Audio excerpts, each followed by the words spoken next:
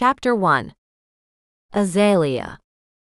I'd been born and raised with the knowledge that the last day of my life would be my 18th birthday, and today was that day.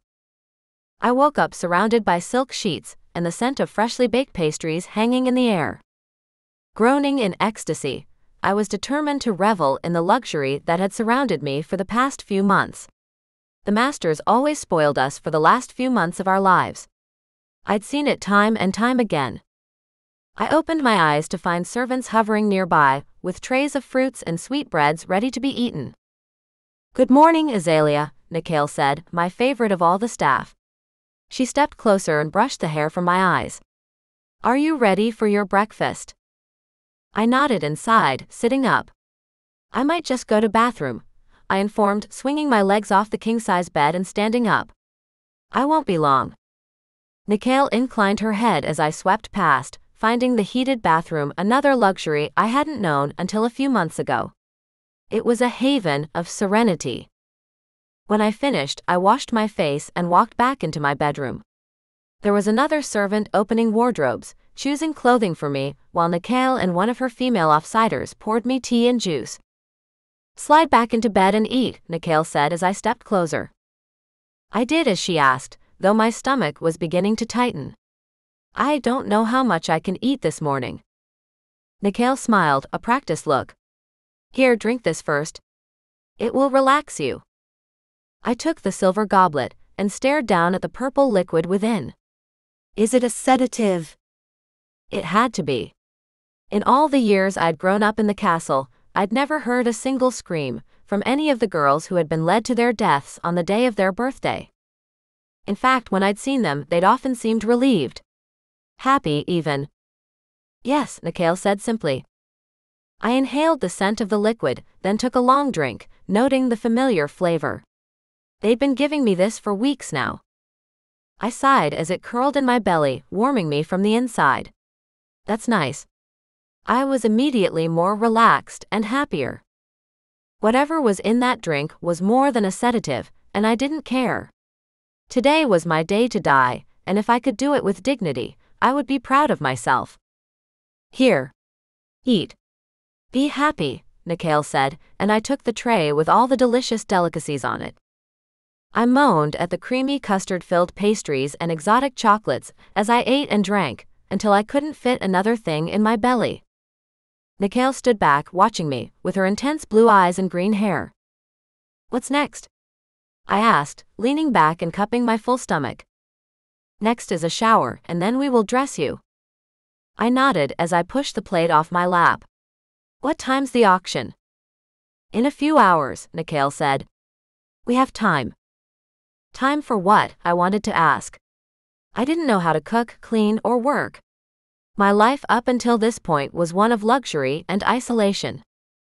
I'd known some of the other girls when I was younger, growing up with them, playing and laughing about our futures as the most desirable creatures on this side of the universe. But when we hit puberty around the age of 13, we were separated and treated as individual jewels, put in isolation to be pampered and kept safe until it was time to sell us off. Today was my day, which meant it was necessary to present myself at the height of beauty. I wandered into the massive bathroom, and a hot bath was already waiting for me. The tub was round and big enough for 10 people. "Oh, thank you, Nikhil," I called out as I stripped my thin nightgown from my shoulders and climbed into the bubbly water, pink and white rose petals floating on top. "Would you like me to wash your hair?" Nikhil called out. "No, thank you. I can do it," I called back, sighing as I leaned back and submerged my body up to my neck. The bathtub was so large I could stretch out and not touch any edge with my toes. My hair was long to my waist. I'd only ever had it trimmed and braided to keep it healthy. Mother, the woman who looked after us all, said that men and monsters alike loved long hair. Why, I wasn't entirely sure, but I'd been trained to want to be beautiful and to be content with my place in life. I was a vessel to provide the ultimate feast for a monster who had enough money to buy me, body and soul. And I was okay with that. I had to be. There was nowhere to go, no one to fight for my freedom. I'd never even been outside the walls of the castle. Today would be my last day on this planet, and I would try to enjoy the best I could. Lounging in the warm water, I swam around underwater for as long as I could without breathing, then would pop back up and try again. I was used to being alone and making up games that would occupy the hours of time ahead of me. Eventually, the water cooled, and I picked up the rose-scented shampoo. I washed my hair thoroughly, brushing the conditioner through before standing up and rinsing with the clean water that came from the faucet over the bath. Once out and dried, I sighed heavily. I was going to miss this place. The door opened as I walked towards it, and Nicole popped her head inside. Mother will be here soon, so let's get you dressed. A flutter of excitement moved through my heart. Mother is coming. Nicole nodded. Yes. Mother was the only person in my life that gave me any sort of affection, advice, or time. The servants didn't count. Come, Nicole said. Following her directions, I stood by the bed while I was dressed in underwear that barely covered me. What sort of dress was I going to wear over this? Come. Sit. I'll do your hair and makeup. Makeup. Nicole nodded and I did as I was instructed, allowing them to brush my long hair until it shined. Then they braided it softly, letting the hair hang down my back. Now close your eyes, Nicole said as she moved closer and began to rub lotions into my face and brush powder over my eyes and lips. It was strangely comforting to be touched like this. And finally, I was done, and Nicole was sliding a dress over my head. I stood up to aid her, and found the red material barely covered everything I'd always been told needed to be covered. The strips of material were bound together with metal rings, and my hips and thighs were on display. Is this normal? I asked, gazing down at my legs and turning from side to side to assess my reflection in the mirror on the wall. You look beautiful, Nicole said, her blue eyes looking suspiciously damp. Thank you, but... The door to my room suddenly opened, and Mother walked in. Azalea. Mother. I ran to her, throwing my arms around her thick middle and feeling the heat of her chest against my face. She was well over 7 feet tall and ageless. She still looked the same as she had when I was young. Bright blue eyes, long dark hair, and skin that glowed like the pearls of the deep ocean. Is it time? I asked her as I drew back and looked up into her face. She smiled down at me and took my hand, drawing me over to a chair. We have a little time. Let us sit together. Another chair was brought forward for her, and I sat on the one where I'd had my hair done. I held Mother's hand and she stared down at me, warmth evident in her gaze. Are you happy, Mother? Indeed, she answered with a smile. We have many suitors here for you today. I broadcast your picture out to the neighboring planets a month ago, and the response has been amazing. You are one beautiful woman, Azalea. I swallowed hard, nervousness beginning to worm its way into my heart. Will it hurt? I asked Mother. When they devour me? Mother only had human girls here. We were considered a delicacy among the monsters of this world. I'd been told I'd be eaten, and that should be considered an honor. I was desired, wanted, at least. Oh no, Mother said, squeezing my hand. I'll give you a potion, so you won't feel a thing, my beautiful one. Mother pulled a small vial on a silver chain out of her pocket. The liquid inside was a strange pearly white like her skin. Wear this around your neck, and when you are taken home with your monster, drink it minutes before they desire to eat you. Not too soon though, as it is very quick to take effect. I took the necklace with shaking hands. Thank you. I put the heavy, cold chain around my neck. Do they always eat the human? Mother tilted her head. I don't believe there is another use for a human here. Some of my clients have expressed a desire to mate with one of my girls before consumption, but that is rare. Mate? I repeated. I'd been told of this before, when I was younger. It was the reason I was kept so isolated, so that my body and soul would be pure. Clean.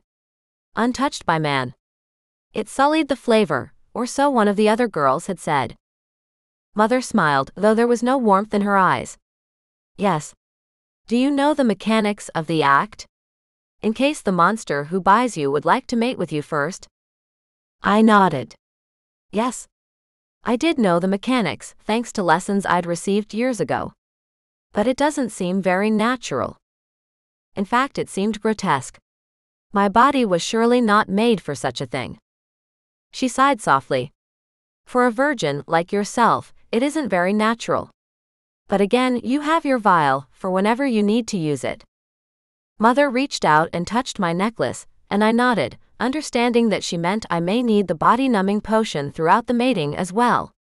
How long will it last? The potion, I mean? A few hours, she said. Mother checked her watch and stood up. It's time. I let her pull me to my feet, and together we walked to the door. My belly trembled with trepidation and a touch of something I was told I shouldn't feel, fear.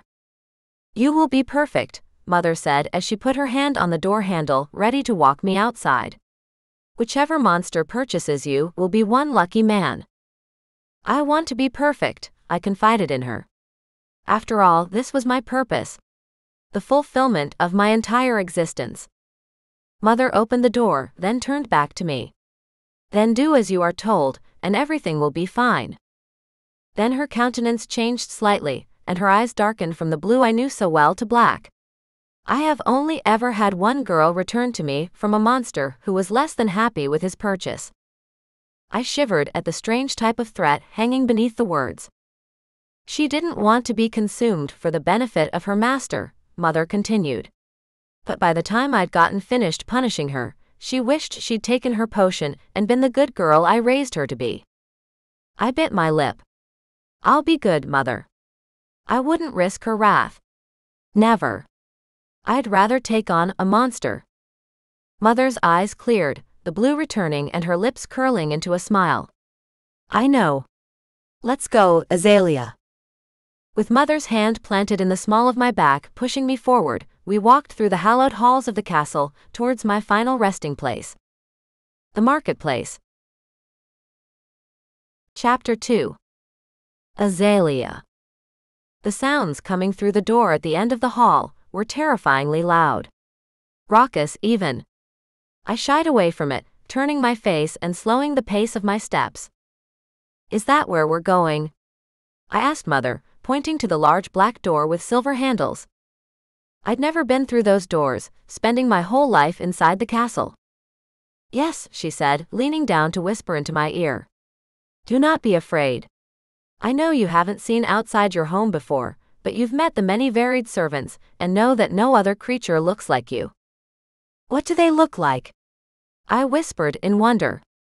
My imagination had conjured up many images with the help of the servants, who'd told me things from time to time. Oh, there are too many to name, but some monsters have horns and tails, others have skin as blue as my eyes, others dark as night. You will see soon enough, but know that they all desire you. They will worship you and thank you for your sacrifice. That sounded like a wonderful way to end my life. As one who was wanted, needed, desired above all others. All right, Mother. Good girl. She reached for the door and pulled the massive handle towards her. As the door creaked open, noise boomed into the space I occupied. I stumbled backwards and would have fallen if not for Mother's hand on my spine. It's okay. You're safe, Azalea, she soothed. We have about an hour before your auction, so you can take your time. Get comfortable with the surroundings, and look at the different creatures this world has to offer you. I nodded and held my breath, afraid that I would scream out at the fear pulsing through me now. Death didn't scare me. I'd been told by many of the servants that it was like falling asleep and simply never waking up again. But it was the fear of the unknown that got to me. Why couldn't Mother have simply drugged me for this part as well? She pushed me through the heavy doors and out into the open. The sun blinded me, and I lifted my hand to shield my eyes from the brightness. I know, Mother said, the sun out here is hot and bright. Here. She handed me something and I took it. Put them over your eyes. They were some sort of light contraption that wrapped around my ears and shielded my eyes from the light. As soon as I pulled them onto my face, the sunshine became a dull, pretty pink. Oh, thank you. I sighed, instantly relaxing.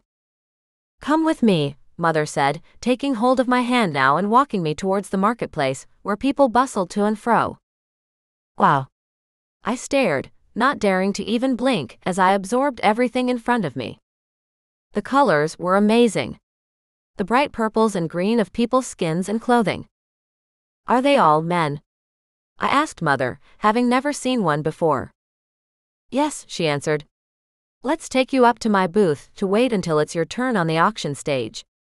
This way you can watch everyone and ask questions. So that's what we did. Mother took me up a set of stairs and into a box with a window, where I could stare out at the people and gawk at them, without seeming rude. They're so different. I gasped, putting a hand to the glass and staring out. So huge. And square, muscled and strong. Nothing like the female servants or the girls like myself that I'd grown up around. They looked scary but also intriguing. What are you thinking? Mother asked, sounding interested. I glanced back at her, noting how big and strong she was in comparison to my slighter stature. Why am I so soft compared to you? Mother smiled. That's just your race. Humans are here for the satisfaction of monsters. You're one of the lucky ones to have made it to this age. I'd been told that before. Where do the others go? I don't think you want to know, Azalea. Instead, ask me questions about the marketplace in front of you. I nodded, pushing back the inquiry. The men seem to be much bigger than the women. Is that normal in every culture? As a rule, yes. The men in my race are a similar size to the women, but in most races, the men are bigger, stronger, and more aggressive. My gaze skated across the sharp teeth and daggers hanging from the belts of the men who looked like hunters. Who do you think will buy me, Mother? I don't know, she said. I've had a lot of interest, but I do hope you go to one of the Tiresians. They care for their humans before they consume them. You will be worshipped, as you deserve. My gaze fell on a monster of dark skin and flashing red eyes. I gasped as desire filled my belly. He was hideous, but in a way that made me want to reach out and touch him. Who is that, Mother? I asked, pointing to the monster that I couldn't drag my eyes from. Mother stood next to me. The man with the curled horns on his head. I nodded. He had horns and a strange long tail. He looked strong, devilishly so. But I was drawn to him. I haven't seen him before, Mother answered, sounding confused, as though she should know every monster in the universe. He must be here for one of the jewels, or harvest offerings they have on auction today. I nodded, then gasped as two more identical monsters walked up to the first and they stood together having a conversation. There's 3 of them. I pressed myself even closer to the glass, confusion pulsing through me as my body responded to them in the strangest way. My nipples are sore, I said, unsure how to process the feeling. Is that normal? That was not normal for me. Mother chuckled, a strange garbled sound. It seems that you find the trio of dark-skinned monsters attractive. That is good. It will make your final days much easier, and I can't say that I blame you. They are very handsome if you like horns. Which it sounded like Mother did, whereas I ached to reach out and squeeze them, and find out if they were as hard as they looked. Should I try to induce them into mating with me, Mother?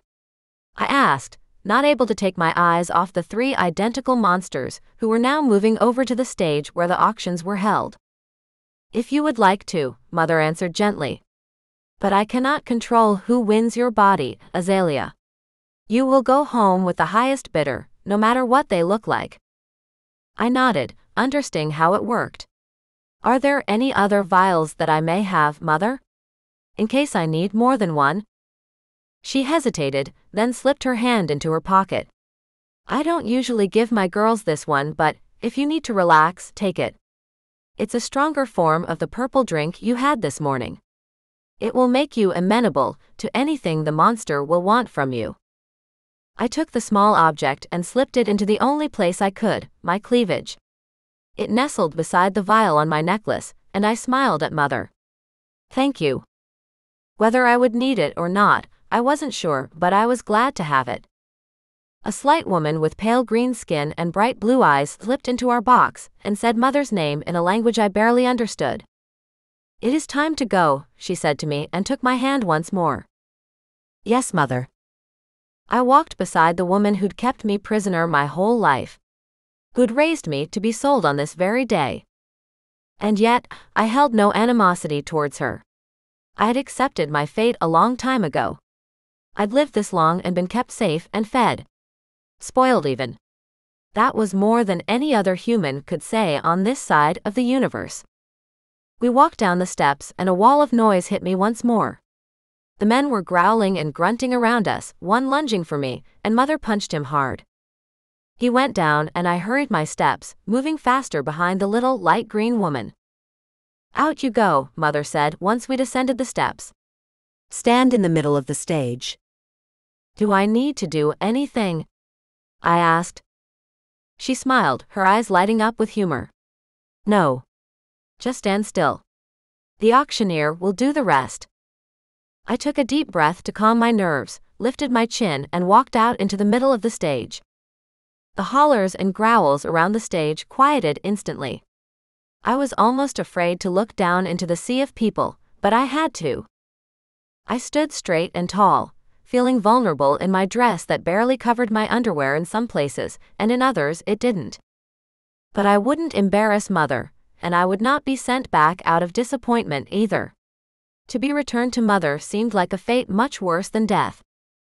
The auctioneer, a little bald man with a huge nose, stepped up onto the podium and began his introduction.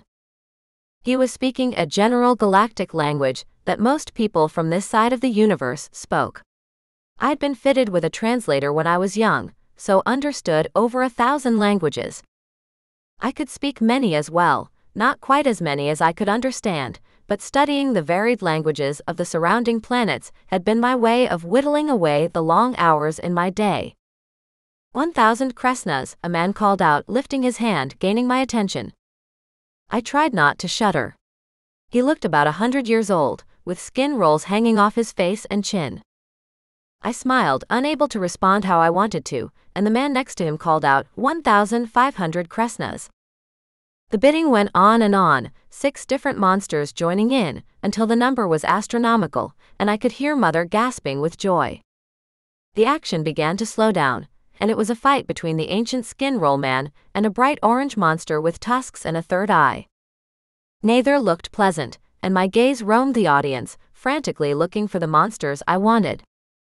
They were nowhere to be seen. The auctioneer began to wrap up the bidding, the roly-skinned man apparently in the lead. I reached up and took hold of the vial around my neck, sure I was going to need both potions tonight. The roly-skinned man licked his lips, his forked tongue making my stomach roll as his gaze slithered over my body. "Oh no." Then, suddenly, there was a shout. 75,000 kresnas. The whole crowd turned to stare at the man who'd outbid the other monster by over 10,000 kresnas. It was one of my horned triplets. All 3 of them, in fact, stood side by side, staring at me. There was silence and a soft gasp as the rest of the crowd took in the final bid. Going once, going twice. Sold to the Prince of Aegisbar. My knees gave out and I collapsed with relief, the floor coming up to meet me in one big rush. They'd saved me from spending my final hours being consumed by one monster, but now I would be consumed by 3. Chapter 3. Drex. My heart pounded like a war drum in my chest and my horns ached with desire. What was this magic that had overcome all reason? Did we just spend every kresna we brought with us on a single girl? I still couldn't believe it. When I'd felt the mating call for that human slave girl, I'd been disgusted with myself. I was a prince. To be desiring a slave in my bed was bad enough, but to want her as my wife, well, I didn't believe the council would appreciate that choice of mine. But when I turned around to find that my brothers felt the same way, let's just say that had changed things. "She's ours," Hosner hissed, his eyes flashing a fiery red. I put a hand on his arm to steady him. "Yes, she is."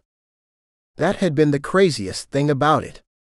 One moment I was looking at the precious jewels on display, then we were all aghast to find the woman we wanted was up for auction. And not just a normal slave auction. No. The monsters around us were bidding for the right to take the human girl home and eat her. We didn't have a choice. We had to save her. Tami sighed heavily, always the calm one of us three. We did spend every kresna we had. So that means we must share her.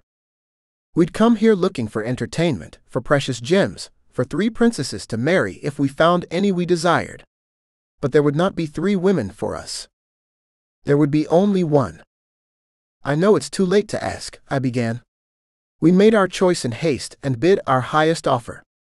But are you both sure we can do this? There was, of course, a possibility of selling her later if we decided we'd made a mistake. There had been 2 other men in the bidding war with us, and they would surely pay a large sum to have her now. Perhaps not what we had paid, but enough. My stomach lurched at the very idea of anyone else having her, so perhaps my question was moot. I would fight either of my brothers if either demanded we return her. Hosner growled, his savagely sharp teeth starkly white in his dark face. I'm sure. Tami's eyes flashed the darkest red I'd ever seen on my normally calm brother. He nodded once. I am too. I grinned at them both, reached out and clapped arms with my brothers. We have shared everything since childhood, but I had always assumed we would at least have our own bride. Hosner shook his head, growling oddly as though he were unable to speak. I turned to Tami and lifted my eyebrows at him in question. He shrugged. No need to change something that already works so well. I laughed as the auctioneer caught my eye with a lift of his hand. I need to pay for our woman, but remember what I said earlier. No one needs to know about us and our true identities. Everyone on this planet consumes humans for food. Hosner growled and Tami shuddered as though horrified. I felt the same way they did, of course.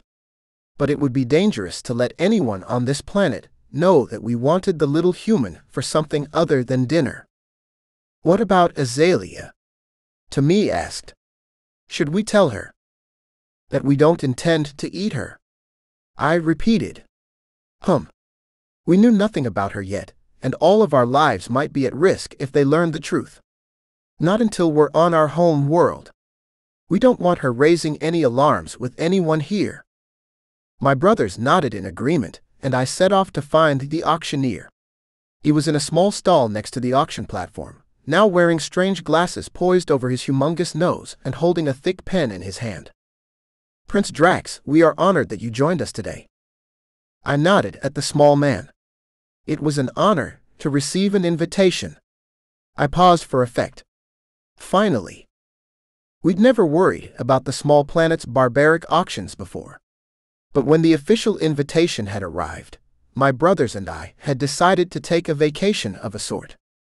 We had taken what currency we had and traveled to investigate the unknown planet, much to the chagrin of our royal council. The auctioneer's face went a strange pale green as he bowed his head. Our apologies, Prince Drax. We will not be so forgetful in the future. Of course, he wouldn't.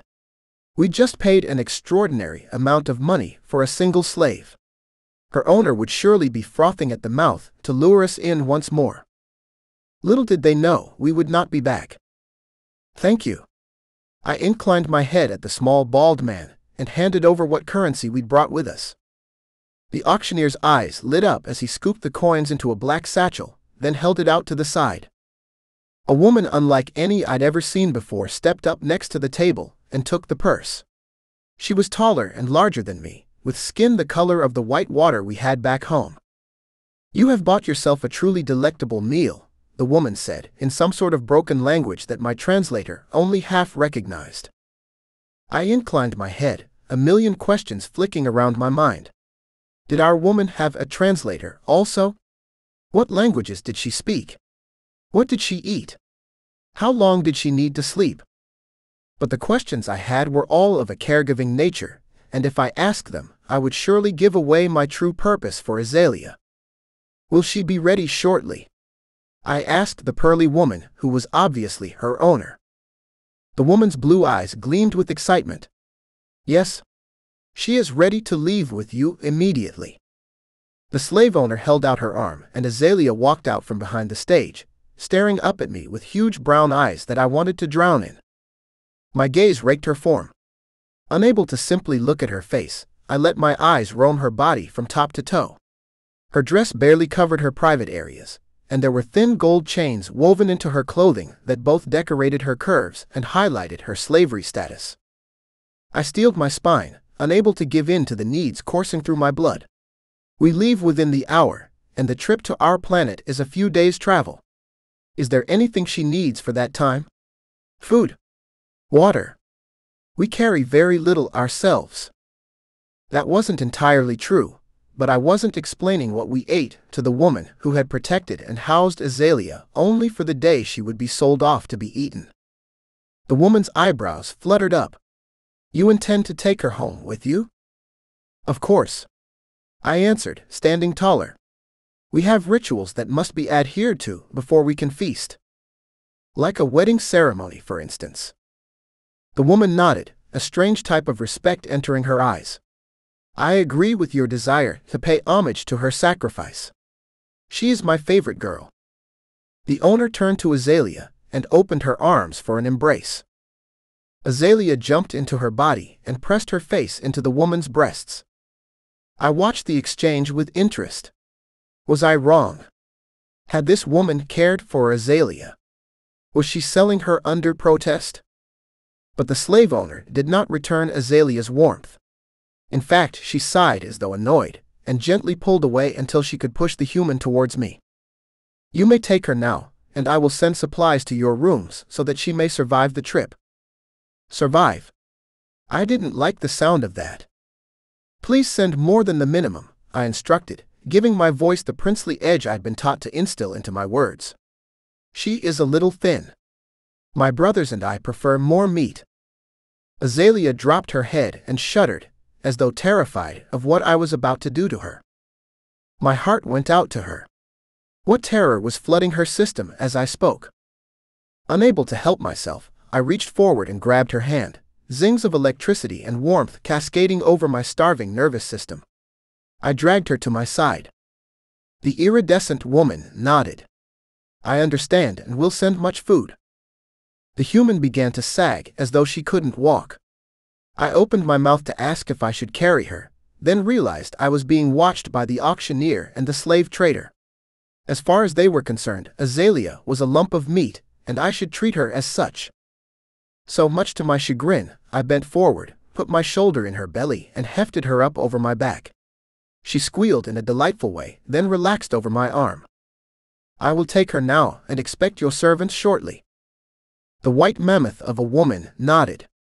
Satisfied that my will would be done, I turned and marched back through the marketplace. Azalea didn't struggle, for which I was grateful. She'd obviously been taught well to behave and submit, something we would enjoy.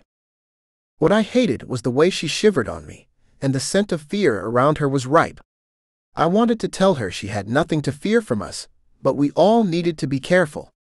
Who knew what would happen to us on this planet before we left? We would only be safe once we got home. To prove my point, several of the monsters around me growled and snorted and sent out all sorts of aggressive messages as I walked by. I lowered my head and displayed my large horns to them all. My sharp tail flicked about behind me, ready for action. After that move, no one approached, but I wasn't willing to find out what would happen if a fight broke out for the woman in my arms. I'd bought her fair and square, but there was a reason my brothers and I had never come to this planet before. It hosted the worst of the worst creatures in the universe. When I reached the back where my brothers stood, they both gave me questioning looks. I shook my head and kept walking. Back to our room, brothers. Our feast awaits. I announced loudly, as though we were going to pillage and devour her the moment we got back to the room. I heard Azalea's soft inhale of breath, but kept walking, determined to get her to safety before we said anything more. If someone wanted to fight us for her, I would welcome the challenge. We were fit, unlike most of the men and monsters on this planet, and we were a team. Hosner, Tommy and I had been fighting together since we were babes. No one would best us. But our woman was as fragile as a flower. She was human, and I would not have her injured while we battled our way out of here. So we marched to our room, my brothers hard on my heels, and together we took our treasure away. By tonight we would be on our ship, on course for our home. And then we would reveal to our Azalea what our true purpose for her was. Chapter 4. Azalea. The tears that I'd never let myself shed over my fate gathered in my eyes. I was upside down and being carried away by a monster with a tail like the devil. Long and black and forked.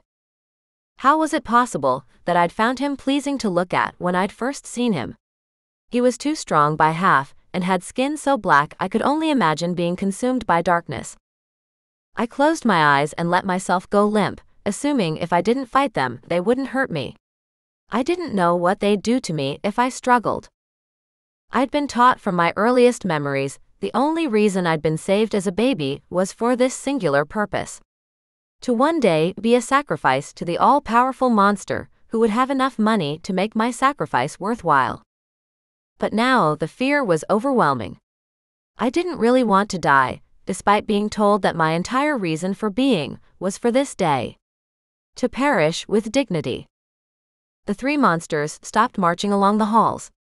The one who carried me no longer swished his tail with deadly accuracy from side to side. There was a beep and the slide of a keycard, then we entered a darkened room. I gulped as I was set on my feet, my legs unsteady. I blinked away the tears in my eyes and pressed my hands and legs together. The time had come. Should I take one of the potions now or later? When they did nothing but stare at me, I made my choice. Later. Hello, masters. I bowed over my hands and prayed to whatever gods could hear me that this wouldn't be as painful as I feared. When I glanced back up at the monsters who'd purchased me, 3 sets of blazing red eyes stared back. I looked down at the polished concrete floor again, the intense looks on their faces making my insides squirm in the strangest ways. Azalea. My name was called and I peeked up. We are having food sent over for you. Then we will depart, the one who'd bought me said. Of course, master, I responded, bowing my head, then shivering again. One of them groaned. Please don't call us that. I bit my lip, worried I'd already displeased them. What would you like to be called? Did they have specific names?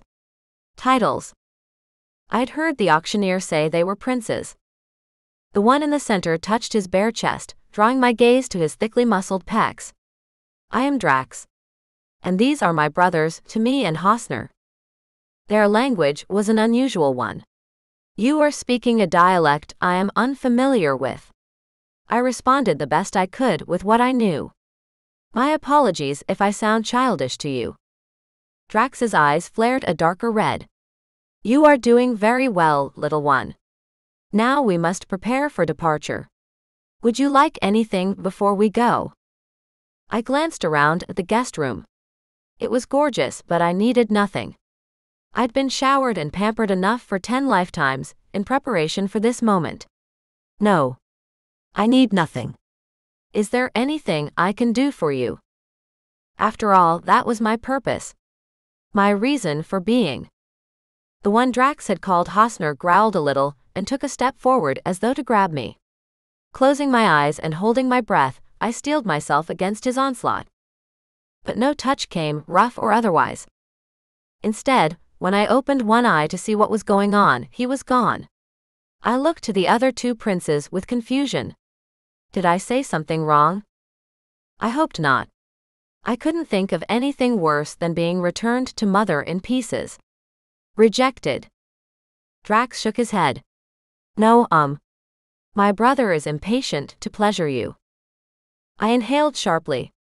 I wasn't sure if I'd heard that right or if my translator was broken. Pleasure me. Do you mean you want to mate with me also? Mother had warned me that this might happen, and from what I understood, this desire may delay my death indefinitely if I was lucky. If not, at least they may be more generous about my sacrifice and drug me beforehand. Drax nodded. Yes. We all would. Oh.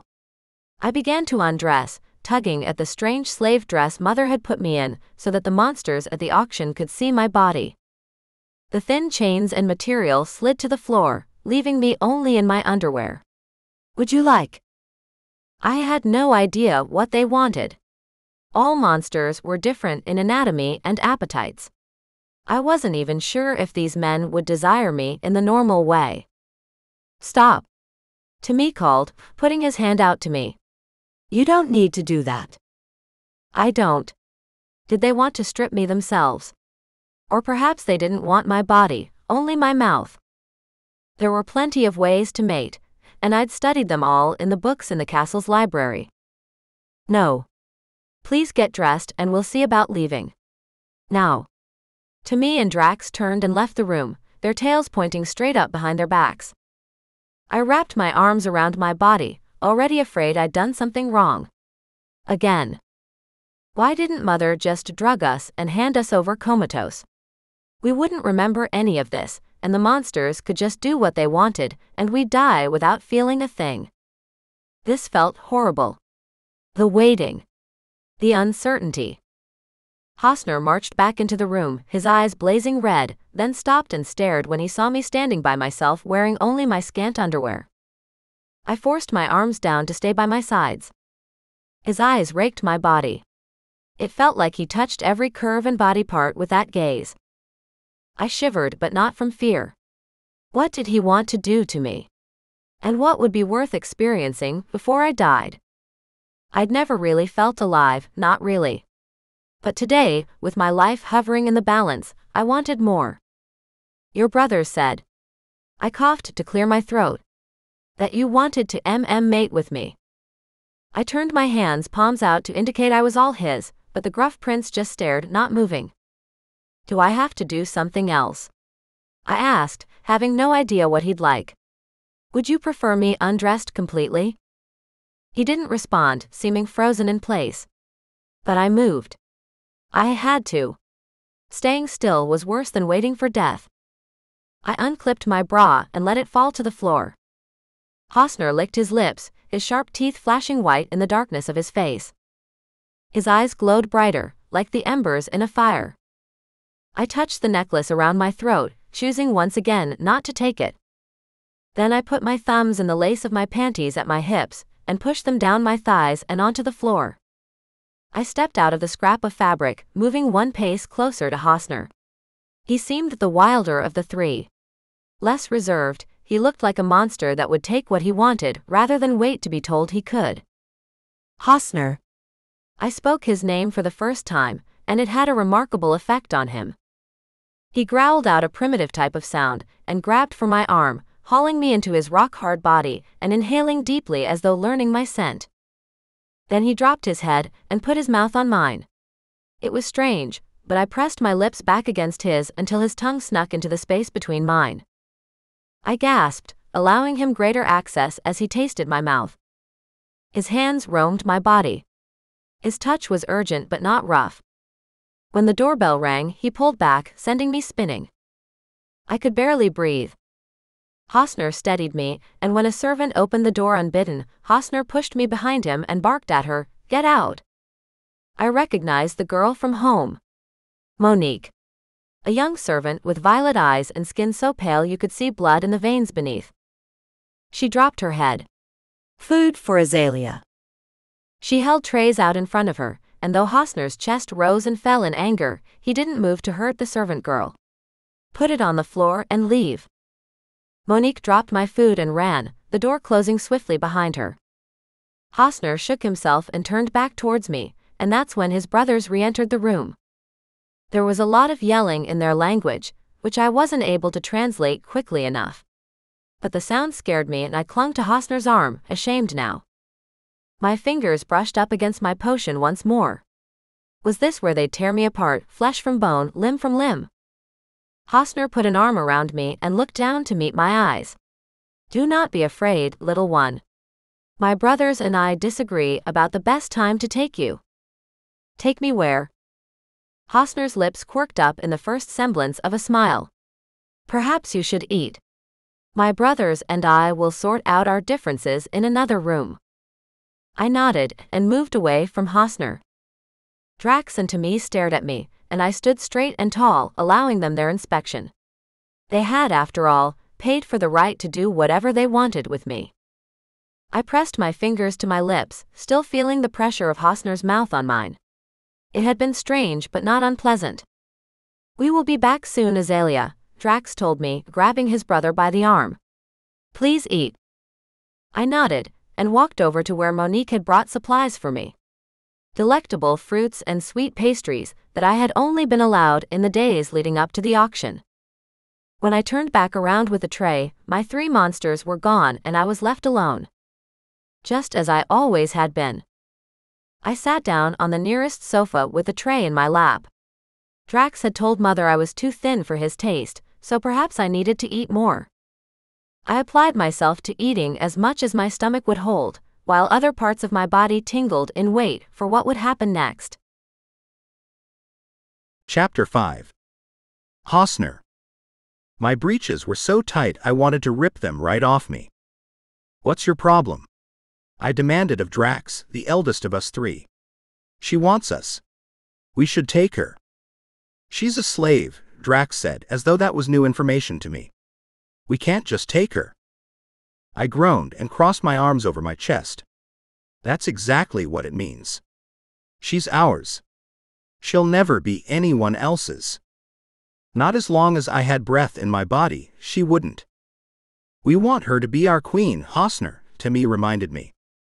When I shrugged, Drax punched me in the shoulder. "Brother, we can't treat her like a whore. We must woo her, seduce her, make her love us." Frustration had me walking away. Heading straight to the shower, I doused myself in cold water. There was a moment of insanity where I considered dealing with my arousal myself, but with my mate only a room or 2 away, I couldn't bring myself to do it. When I emerged finally from our bedroom, cold and dressed in less confining breeches, my brothers were still waiting for me. "Feeling better?"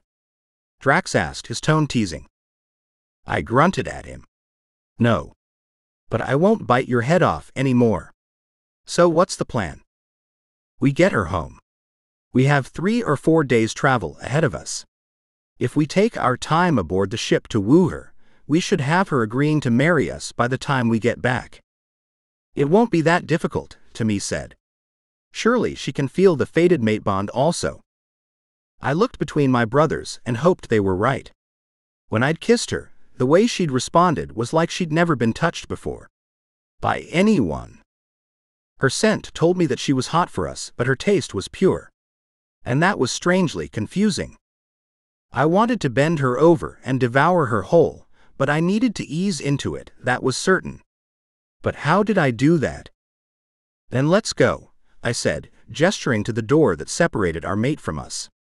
"Tell the landing crew we want to take off now. This minute.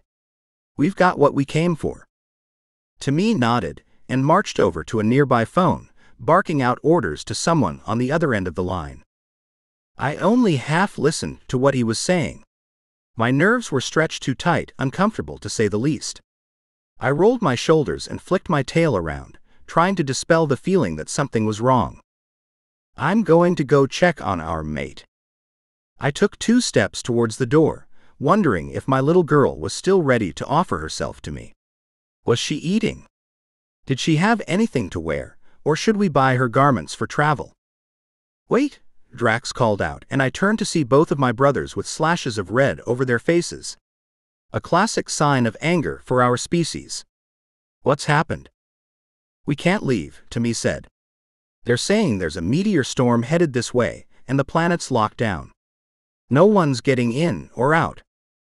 "Damn," I ground out, though that didn't change my plans immensely. "So we start wooing her now. Today." "I don't like it," Drax said. "It's too dangerous keeping her here." I rolled my eyes. With the 3 of us ready to fight for her. Who was he kidding? "Where else can we take her?" Timmy asked. "We don't have any allies on this planet." There was silence as we considered our options. There was nowhere safe on this planet. Not for a slave like Azalea. "We keep her here and we stay with her at all times," I told them. "We feed her and pleasure her, and as soon as they lift the flight ban, we're gone." "How long could they keep us here?" "A day. 2 at most." I have a lot of things I could do to her, in the interim. The fact she was an innocent aroused me to no end. I wanted to be the first to teach her the pleasures of the flesh, to make her scream with ecstasy. And I'd been practicing some things with my tail that I was sure she would enjoy. All that time waiting for her would be worth it now. But there was a high-pitched scream, and we ran through the door and into the living room where Azalea was being picked up by some green creature twice my side. I launched at him, not hesitating to sink my teeth into the side of his neck as he twisted around with our woman in his arms. Drax and Timmy attacked moments later, tearing at his flesh and using their horns to rip chunks out of him. As the giant fell to his knees on the floor, I scooped up Azalea and marched out of the room, hearing Drax finish the job with an almighty roar.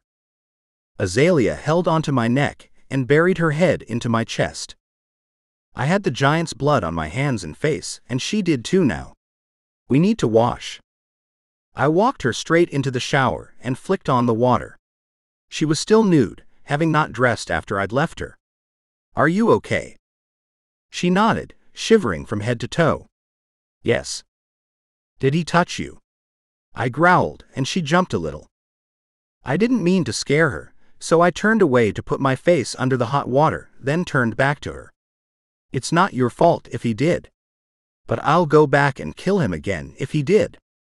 She shook her head, wrapping her arms around her gorgeous body. No. He just grabbed me. I reached for her arms and stared down at her. Look at me, Azalea. She lifted her head, and her gaze finally met mine. I will never leave you again. Do you understand? You'll never be alone again. We won't let anything happen to you. She nodded, then I tugged her beneath the water. The giant's blood had been a dark purple, and as it slid down her body, it oozed. Is she okay? Drax asked, rushing into the shower behind us, stopping dead at seeing me undressing again. Yeah. He is dead. Undoubtedly, Drax growled. I wonder who sent him. Step beneath the water, little one, I said, dragging Azalea into the water. Timmy ran in after Drax, and he was covered in the purple goo from head to toe. I couldn't stop the laugh that bubbled up. You look like you devoured him. Timmy groaned. I wanted to make sure he was dead. Come. Wash, I invited them, taking Azalea's hand and pulling her into the circle of my arms. She pressed back and I groaned in frustration. Should she be here while we all wash? Drax asked, nodding towards our mate. Yes. I nodded, deciding for all of us. You want to see what we all look like, don't you, little one? I swept my hands around her waist. Please wash, she whispered. Drax and Timmy's eyes were darkened, blood red. The water ran purple as Drax washed the remnants of the kill from his body. Then Timmy stepped up, his own blood mingled with the giant's. You okay? I asked him as he washed himself clean, gouges of his own flesh showing up as needing repairing. Timmy nodded. I'm fine. Azalea arched into my grasp, and I focused more on her pleasure. My brothers wanted me to wait, whereas I wasn't sure our little mate wanted that. I bent my head and spoke into her ear. We're not going to hurt you, little one. You're not, she asked, arching her spine. Then she gasped as I slid my left hand down her body, over her soft belly and down between her thighs. Drax glared at me, then I realized what I'd said and what we'd agreed to. I nipped her ear, then kissed her neck. We will mate with you, first. Before anything else. And if I can satisfy you in that way, she whispered. Did I dare admit that we would keep her if she did? Let's see what happens, shall we? I growled at her as her legs opened for me. My brothers moved in as I turned my body so that I could touch her deeper. Timmy called out to us, the local military are here. Get rid of them, I growled back at him. They're here about the dead Agaspian, he said. I sighed. Drax stepped away. We need to speak to them. Can't you two handle it? I asked, cursing the gods for the timing. 5 more minutes and I would have been balls deep in our little mate. They need to speak to all of us, Tami said again. Arg. I forced my eyes open and stepped away from the temptress that was our little mate. Climb into bed and wait for us. We will only be a few minutes. Her lip quivered. But you said. I pointed to the door where Tami stood. That is the only door in and out. We won't let anyone past. I promise. She nodded and scrambled to get beneath the covers. I shook myself, barely able to see. I was so angry. The timing. Oh gods, the timing. Let's go, Drax said, and I followed behind him, grabbing a pair of breeches on the way out. Chapter 6. Tami. I put a hand to my shoulder, finding blood still flowing too freely. Damn it. I needed to find a healer who could stitch me up. How can we help you, gentlemen? I addressed the 3 enforcers who'd walked into our apartment. They were twice as thick in the chest as my brothers and me, and had tusks that sprouted from their faces like wild boars. They also had weapons strapped to their waists that we'd been told had been banned from this planet. We got some complaints about a commotion, said the one in the middle, puffing himself up like an exotic fish. I raised an eyebrow. I doubted that statement very much. What was more likely was that soon after the giant hadn't returned with Azalea, his master had put in the call to check out what had happened to her. I stepped aside and gestured to the dead Agaspian. As you can see, we were attacked. In the privacy of our room. We had no choice but to defend ourselves. The enforcers stared at the dead giant, then up at the 3 of us. We were small by monster standards, and our race wasn't known well around here. We wanted to keep it that way. You will be up on murder charges, one of the enforcers informed, crossing his huge arms over his chest. I narrowed my eyes at him. We have diplomatic immunity. Additionally, we were guaranteed safety within the confines of our accommodations. Is that no longer the case? The men turned to look at one another, and I took the opportunity to walk over to a wall mount that had a large red cross on it. When I opened the container, there were several bandages and healing ointments. I looked them over, then chose one for wounds. He belongs to Aquila, the enforcer said, pointing at the dead monster. So he was a slave. Of course he was. Then Aquila, whoever they are, and they could be male, female, or both, should answer for the charge of attempted murder, harassment, and kidnapping. Drax stepped up next to me, shoulder to shoulder. This giant tried to kidnap our new slave. So, add attempted robbery to the list. I believe that's frowned upon here. The enforcers began to back away, frowning and speaking quietly in a language we didn't understand. You need to go, one of them said. I groaned with frustration. We're trying to. They've locked the planet down due to the meteor storm heading this way. The enforcers looked between each other like they didn't know what I was talking about.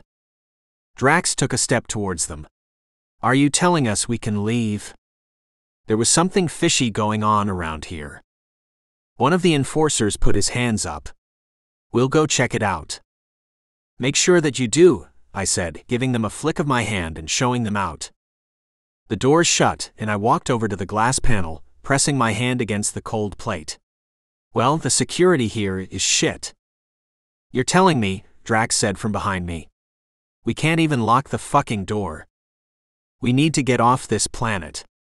Now, Hausner said from the doorway where he stood, as close to our mate in the master suite as he could get. I agree. I sighed. But how did we do that? Calling our army wasn't even worth discussing.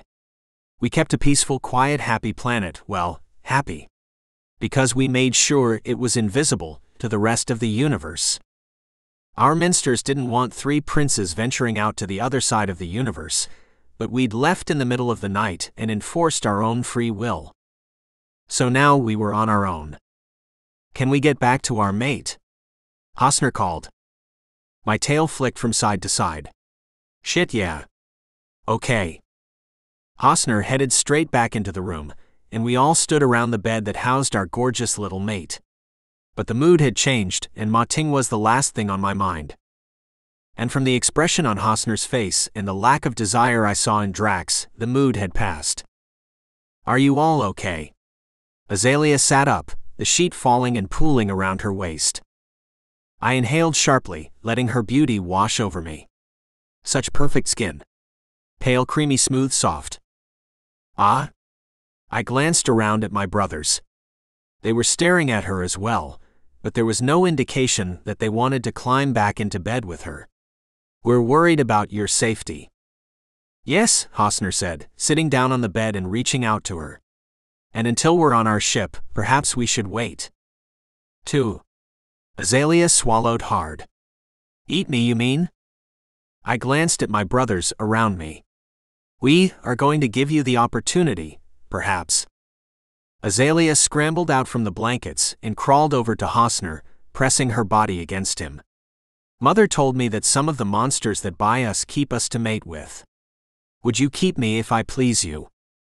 I closed my eyes, my mouth running dry. We were keeping her no matter what, and lying to her was against my nature. But until we were safe and off this damn planet, we couldn't have her revealing to anyone what we actually were. Hosner pulled her onto his lap and nuzzled her. Yes, I answered her question. The sound of her pleasure ricocheted around the room, making my gut ache. We will consider not eating you if you please us. Enough. I hated lying. My tongue was turning to ash in my mouth. Azalea was arching into Hosner's tongue, gasping and moaning like a wanton. I glanced towards the door as a loud knock pounded. Azalea, we're going to get you some clothes, and we're going to pack up so that we're ready to leave the moment our ship can take off. Talk to Drax about what you wear and we'll purchase it, okay? She glanced up at me, still wriggling, creamy and gorgeously lush. Yes to me. I groaned and tore myself away from the scene, Drax sitting beside Hosner to pet our mate. Don't start anything without me. I stomped off towards the front door where the large slave trader woman was standing in the doorway, her eyes blazing with anger. Didn't the locks on these fucking doors work? Where is Azalea? I crossed my arms over my chest. She's being suckled by my brother currently. Why? The woman's mouth dropped open, then a strange smile lit her face. I heard you'd killed an Agaspian. And I. What? I demanded. We'd bought Azalea to eat her, as far as the rest of the monsters were concerned. What did her owner care what we did with her afterwards? Assumed that we murdered her as well. The slave owner stood straighter. No.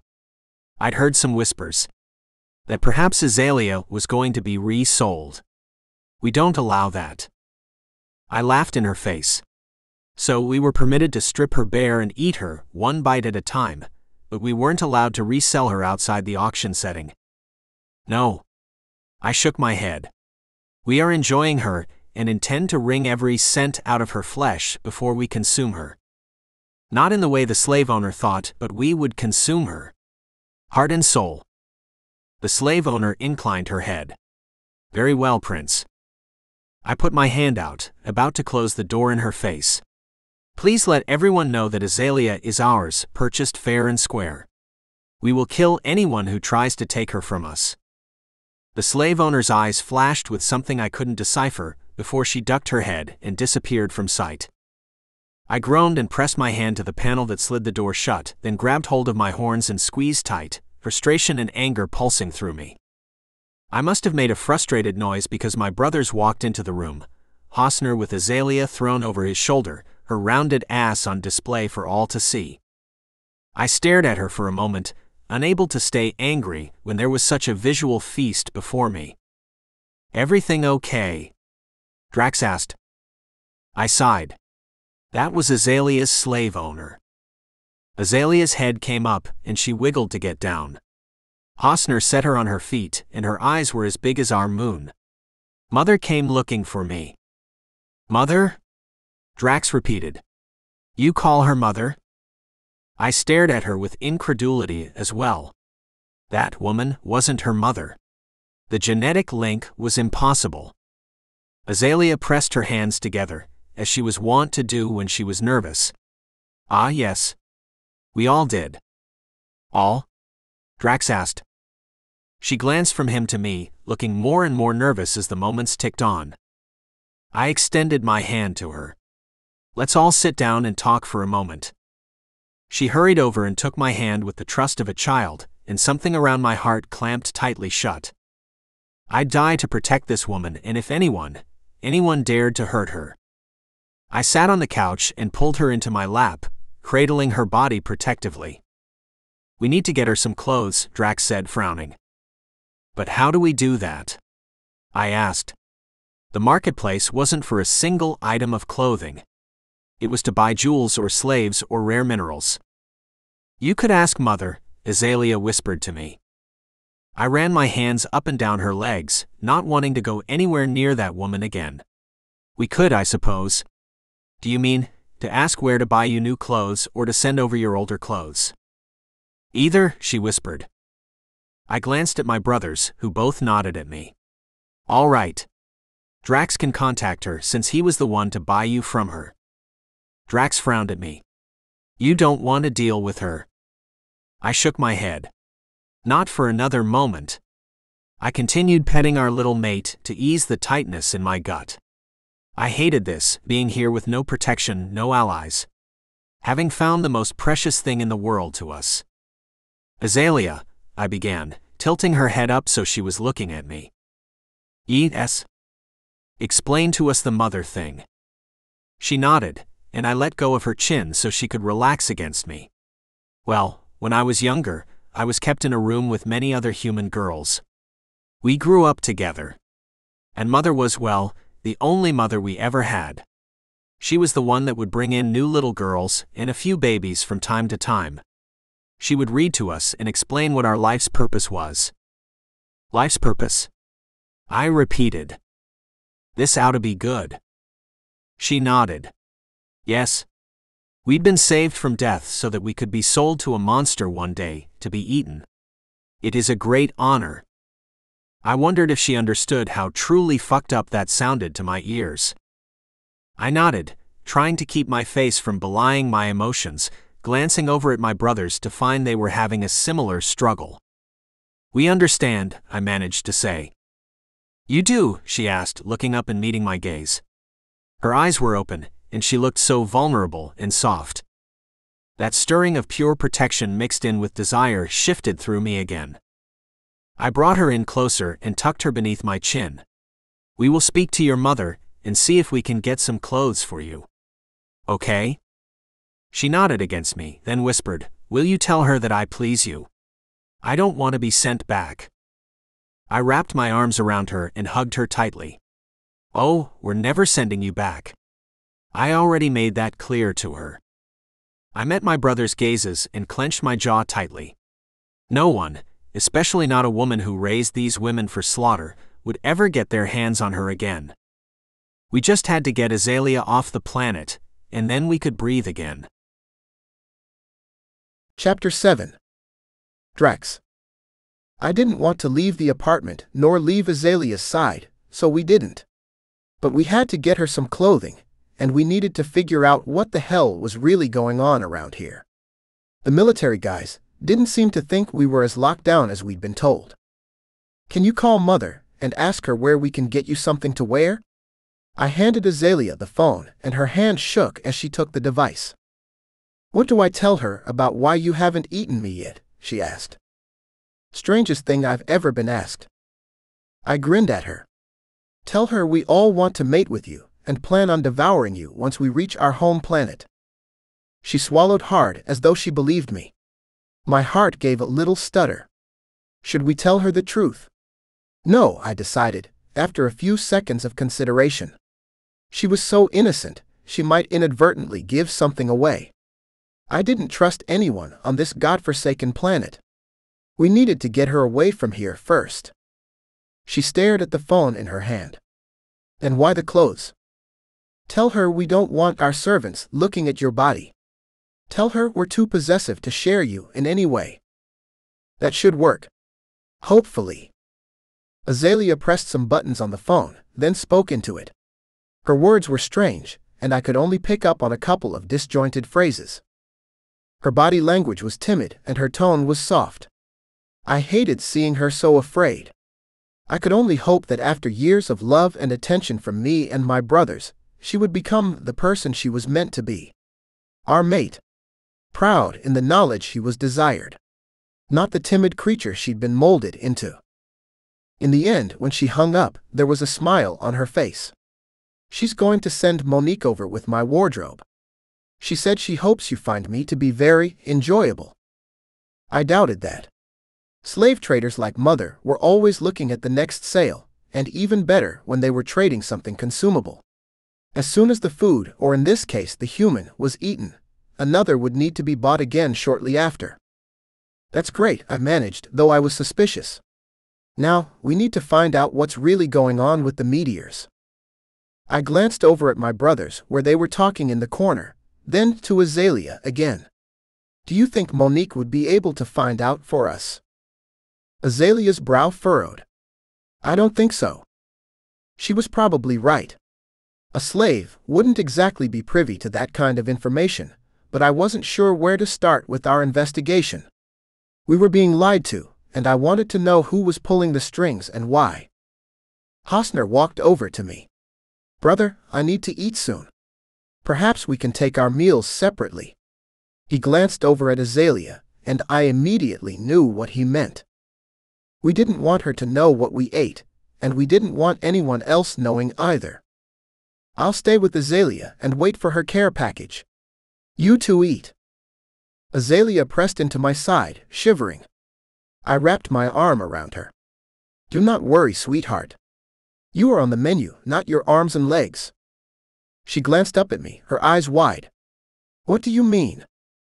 I desperately wanted to show her what I meant. I glanced over at my brothers. Did we have time? Hosner's eyes flared. Let's take her back to the bed. I held her to me. Only for this. Nothing more. Hosner nodded, albeit a little reluctantly, and came over to pick Azalea up.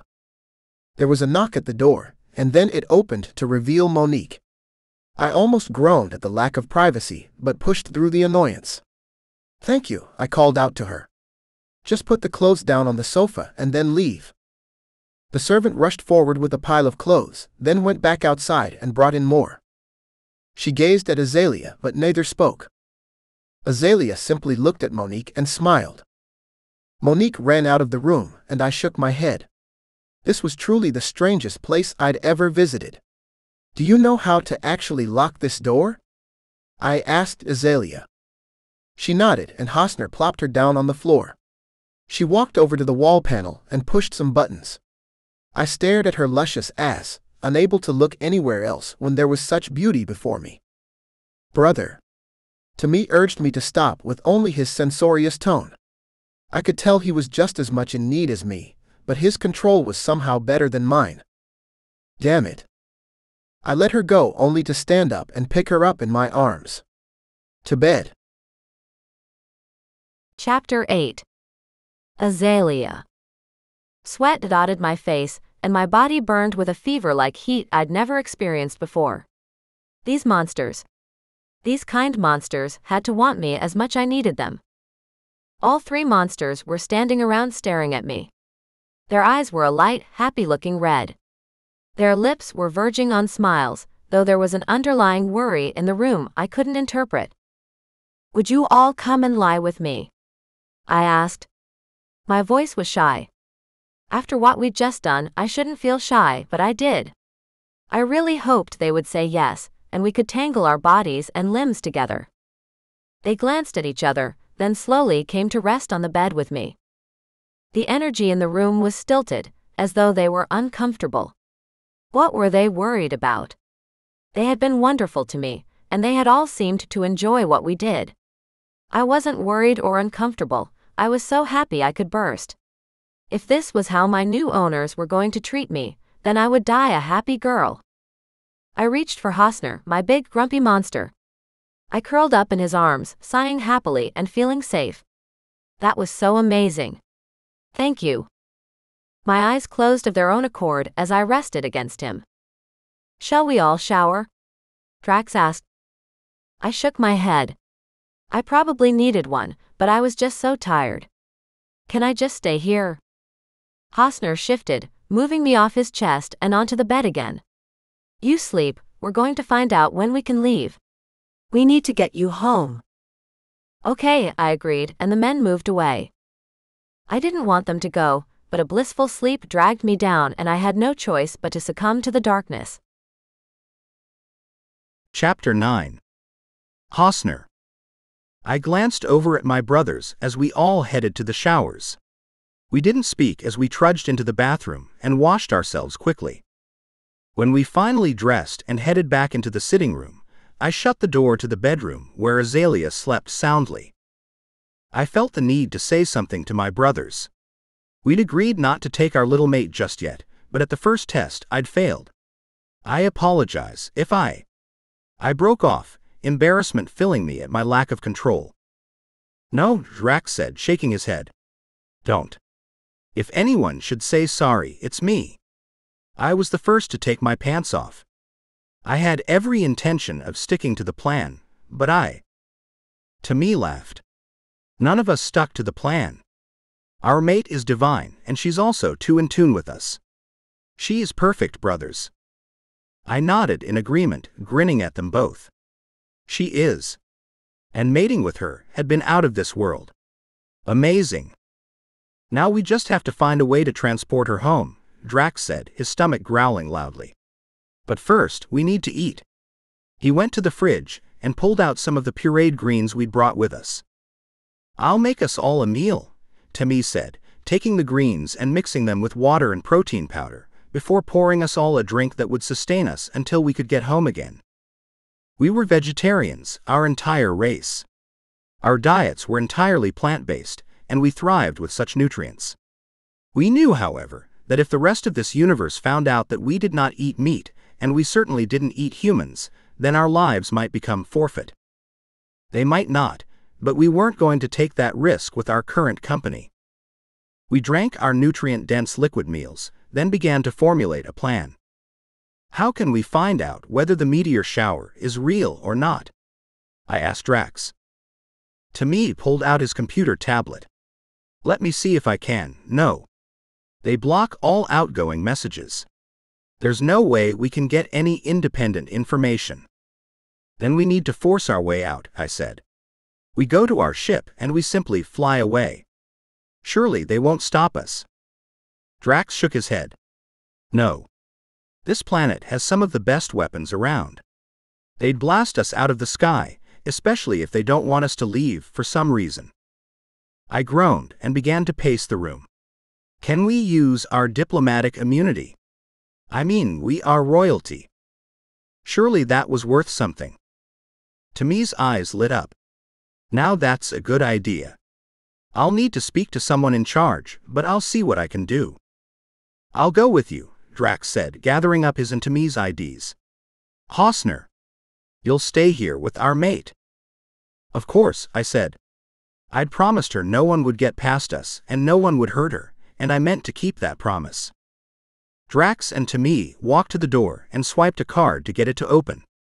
Try to let her sleep for a while, Drax said with a grin as he followed Tammy out the door. I grunted at him, then quickly rinsed our glasses. We didn't want any evidence of our eating habits that would be seen as unusual by anyone else in this place. The bedroom door opened, and a sleepy-looking Azalea stood in the doorway blinking like an owl. You all left. We had to wash and eat, I explained, and she pouted. Would you like to wash and eat also? I asked her. Was she upset we had moved on with our day without her? Or was there another reason for that expression on her face? I couldn't interpret it. No. I want you to come back to bed. She smelled like our mating, and it made me want to walk her around the marketplace and let all the other monsters smell her also. Mine. Ours. They would know not to touch her again. I smiled at her. Bed with Azalea sounded damn good. I can do that. The front door swished open behind me and I turned around, assuming it was my brothers already back with news. But it wasn't. The moment I saw the military monsters enter our apartment, I turned to run toward Azalea's room, but red-hot pain blistered through my back, straight into my belly. What had they done? I fell to my knees, looking down to see blood pouring down my thighs. No. I began to crawl toward the second bedroom, then felt a blade slice into my back. I groaned, hearing Azalea's scream as the huge guys went in after her. I tried to get to my feet, but I was beginning to lose all feeling in my legs. They rushed past me with Azalea in their arms, and I couldn't do a thing to stop them. They had destroyed my ability to move. I'd failed our mate. My girl. I refused to give up, dragging myself along the floor, trying to follow them, trying to call out, but my vision was going. I closed my eyes and took a breath, trying to slow my heart. It was racing in my chest, pumping my blood out of my body even faster. Breathe. Breathe. Survive a few more minutes. My brothers would return soon, and I'd be okay. They'd heal me. I just had to keep my heart beating until then. I pressed my forehead into the concrete flooring and took another slow breath. My vision was completely gone now. Feeling to the lower half of my body was gone too. But I was still conscious, still alive. And she was my mate. I had to get her back. I counted each heartbeat, focusing all my energy on staying alive. Please, I begged the gods. Please. Let me live, so I can find the fuckers that grabbed Azalea. I will kill them. My girl needs rescuing. Please don't take me yet. Chapter 10. Drax. We had no luck in the marketplace, asking around for information on the meteor storm heading our way. People treated us with the same disregard that we'd expected when coming to a planet like this. That is to say, everyone we met had studied us with narrow-eyed suspicion and kept their mouths firmly shut. Hey. I think we should head back, Timmy said, glancing toward our accommodations. I shivered, a strange cold feeling passing over the skin on the back of my neck. Something bad was going down, and I had a suspicion it related to our mate. Yeah, I think we need to head back too. We turned and began to make our way back toward the apartment. Something was wrong. I began to pick up speed, running now, Timmy remaining at my heels. I could hear the anxiety in his breathing. It was as tight and uneven as my own. When we reached the apartment, the front door was wide open. We raced inside, and my heart leapt into my throat at the feeling of emptiness within. Hosner. Our brother lay in a pool of his own red blood, a large knife stuck in his back. Oh gods! Is he dead? I staggered forward, falling to my knees and slipping in his blood. Is he still alive? Timmy gasped out. I don't know. Get the blood transfer tubes. Now, I said, putting my head down next to Hosner's face. There was still warmth to his skin, and although I couldn't hear him breathing, I wasn't giving up on my brother yet. I could already see through the open bedroom door that Azalea was gone. I would deal with that fact shortly. First, we had to ensure that Hosner did not die. Timmy handed me the tubes, and I stuck a needle in Hosner's arm, noting the lack of blood available in his veins. Then I stuck the other needle in my own arm and turned on the pump. As identical triplets, our blood was interchangeable. My blood would be suitable for him if we hadn't arrived too late. Timmy walked over to the other side of Hosner and repeated the move, pumping his own blood into our brother's body via his other arm. I glanced up at Timmy, fear filling me and chilling me to the bone. I couldn't think. Couldn't speak. I didn't want to even consider a world without my brother in it, let alone dealing with whatever had happened to our mate. My heart hurt at the thought that Azalea was in danger right now. He's losing as much blood as we're pumping into him, Timmy said, his voice distant, cold. I know, I said, feeling desperate. But what else can we do, Timmy, but try? I think we need to find the wounds and seal them up. I nodded, and tears squeezed out of my eyes and dripped down my cheeks. That makes sense. Are there such medicines here? Timmy pulled the tube out of his arm. Possibly. I know where to look. He raced out of the room, then returned after a few minutes. Is he breathing? I lowered to my stomach, pressing my face to my brother's back. He was warm, and although his chest wasn't moving, I could hear a soft thump of his heart still beating. He's alive. I sat up once more. Let's remove the knife. Timmy crouched next to Hosner's body with tubes of some kind of skin glue. Found these in the first aid kit, he said. We should at least try it. After a moment, I nodded. If we didn't try something, Hosner likely would die anyway. Okay. I'll pull the knife out and you manage the bleeding. I wrapped my hand around the hilt of the knife, the metal cold and hard. I glanced up at Timmy and the moment he nodded, I pulled. Hard. The knife came straight out and blood gushed from the wound. Timmy rushed forward and applied copious amounts of the clear jelly to our brother's back. It worked. The gash sealed up as we watched, and after a minute or so, the blood loss stopped. I heaved a sigh of relief, but Hosner still didn't move.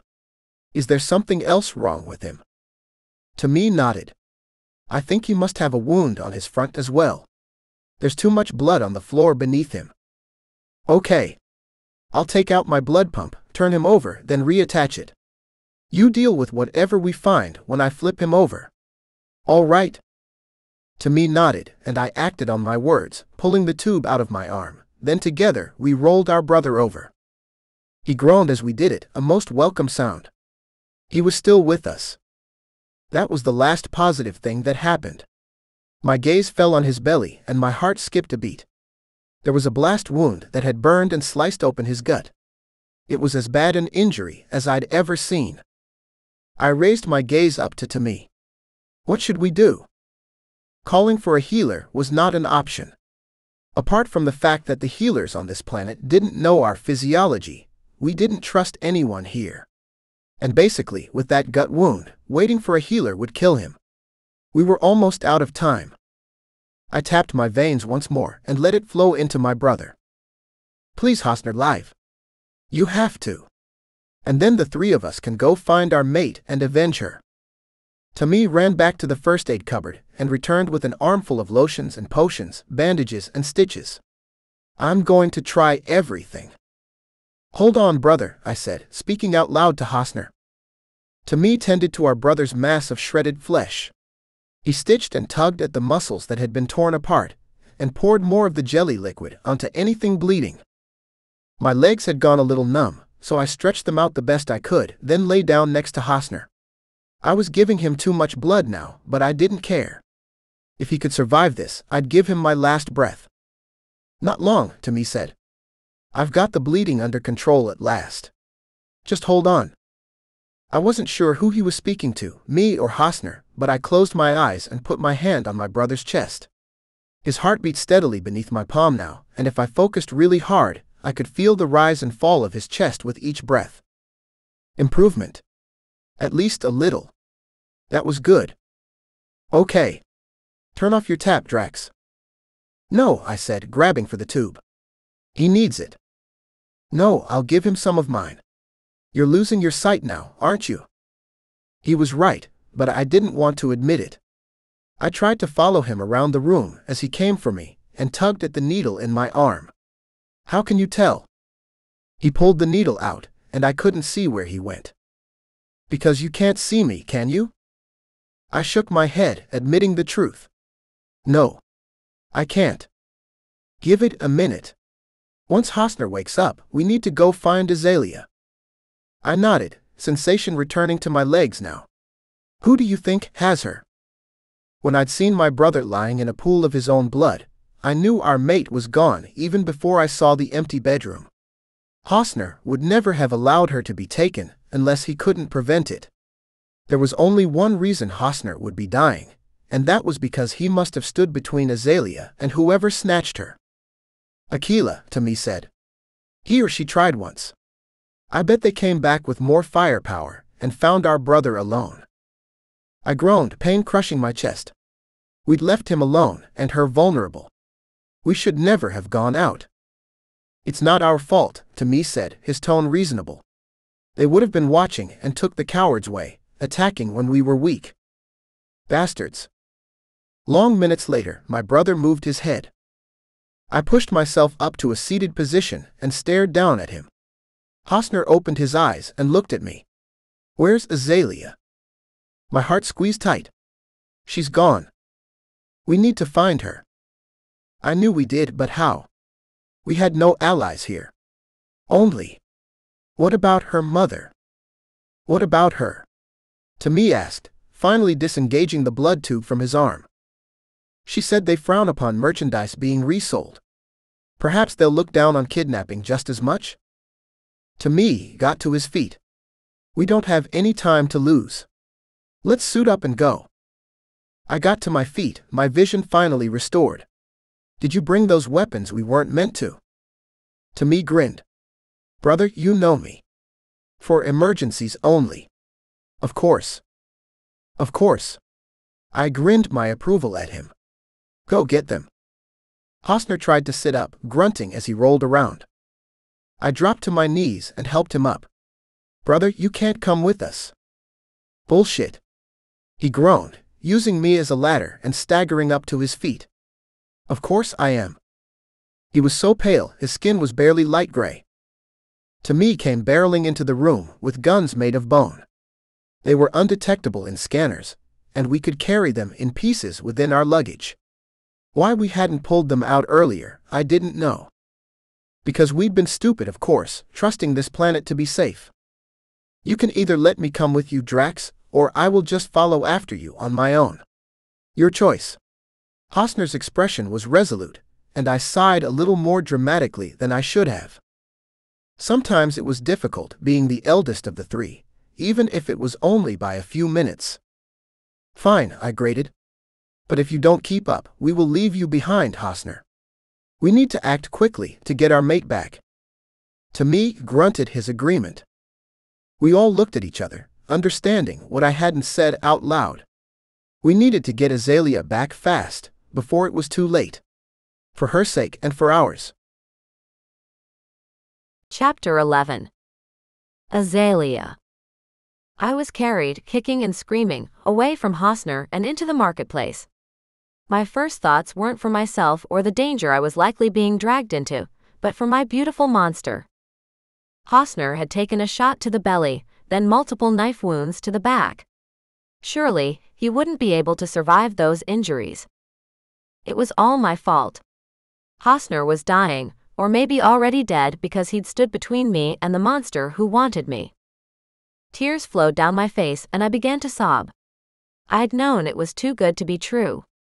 My destiny was not to live happily as a slave to a trio of beautiful monsters.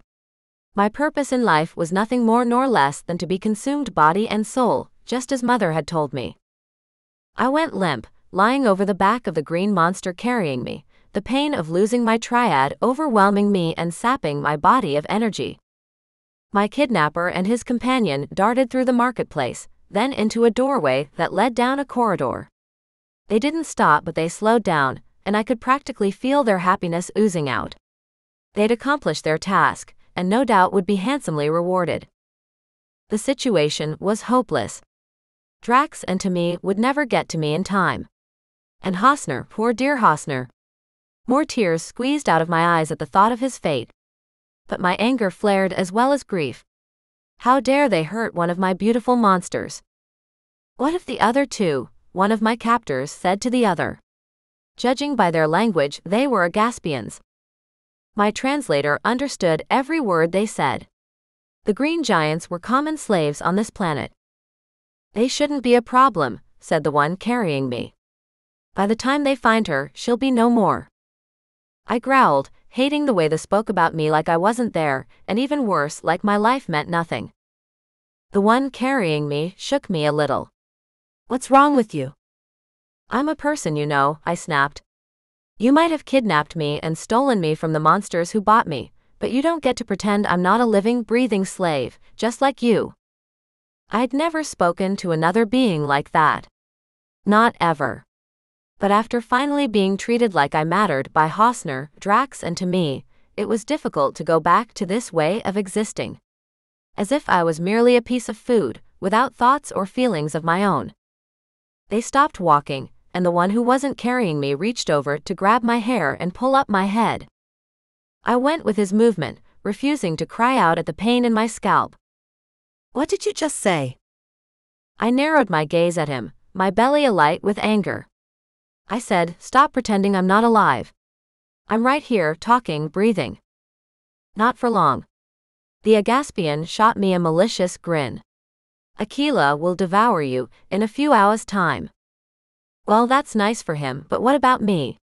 I asked, deciding to appeal to their slave side. You must know how I feel. To be treated with no respect, no care. A slave at the whim of a monster. For them, I'm a piece of meat, nothing more.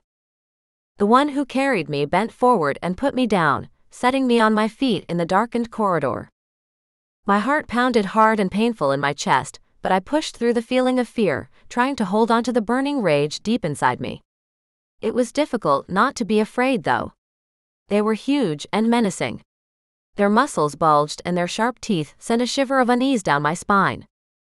But even with every instinct inside my heart screaming to get down, submit, hide, I didn't. I stood my ground, and lo and behold, they didn't hurt me. They just glared, so I glared back. "What are you saying?" one of them demanded. "I'm saying I'm a slave." I indicated to my body, then pointed at them. "Like you two. You're slaves. Surely you can't enjoy this. Stealing me away from my rightful owners, only to be murdered by your master." The Agaspians lost their malicious edge immediately. They looked at each other, then down at the ground, as if they were actually considering my words. I pushed my advantage. "Maybe if you take me back, my triad will hire you. Take you with us when they return home to their planet." The Agaspians growled, shaking their heads from side to side. The one that had grabbed me said, "No. They'll never forgive us for killing their third." Hosner. So he was dead. I gulped down my grief and pressed my lips tightly together. The other one snorted but then said, "We could take the long way back. Tell Aquila we were stopped and had to fight our way out." Tears formed in my eyes. "Why would you do that? Do you take pleasure in my torture as well? If I was destined to die, then we may as well get it over with. Though if they did take longer, Drax and Timmy might have more of a chance of finding me first." I picked up the vials that hung around my neck and looked down at them. Which one to take? The relaxation potion or the other? The second one I was pretty sure was going to knock me out, so I wouldn't feel a thing, but the vulnerability of that made me feel sick. I'd wait until the last minute to take it. I opened the relaxation one and took a sniff. The smell was so familiar, I could have sworn it had been in my food and in my drinks for years. I slammed the stopper back on and let both vials hang between my breasts once more. Fuck that.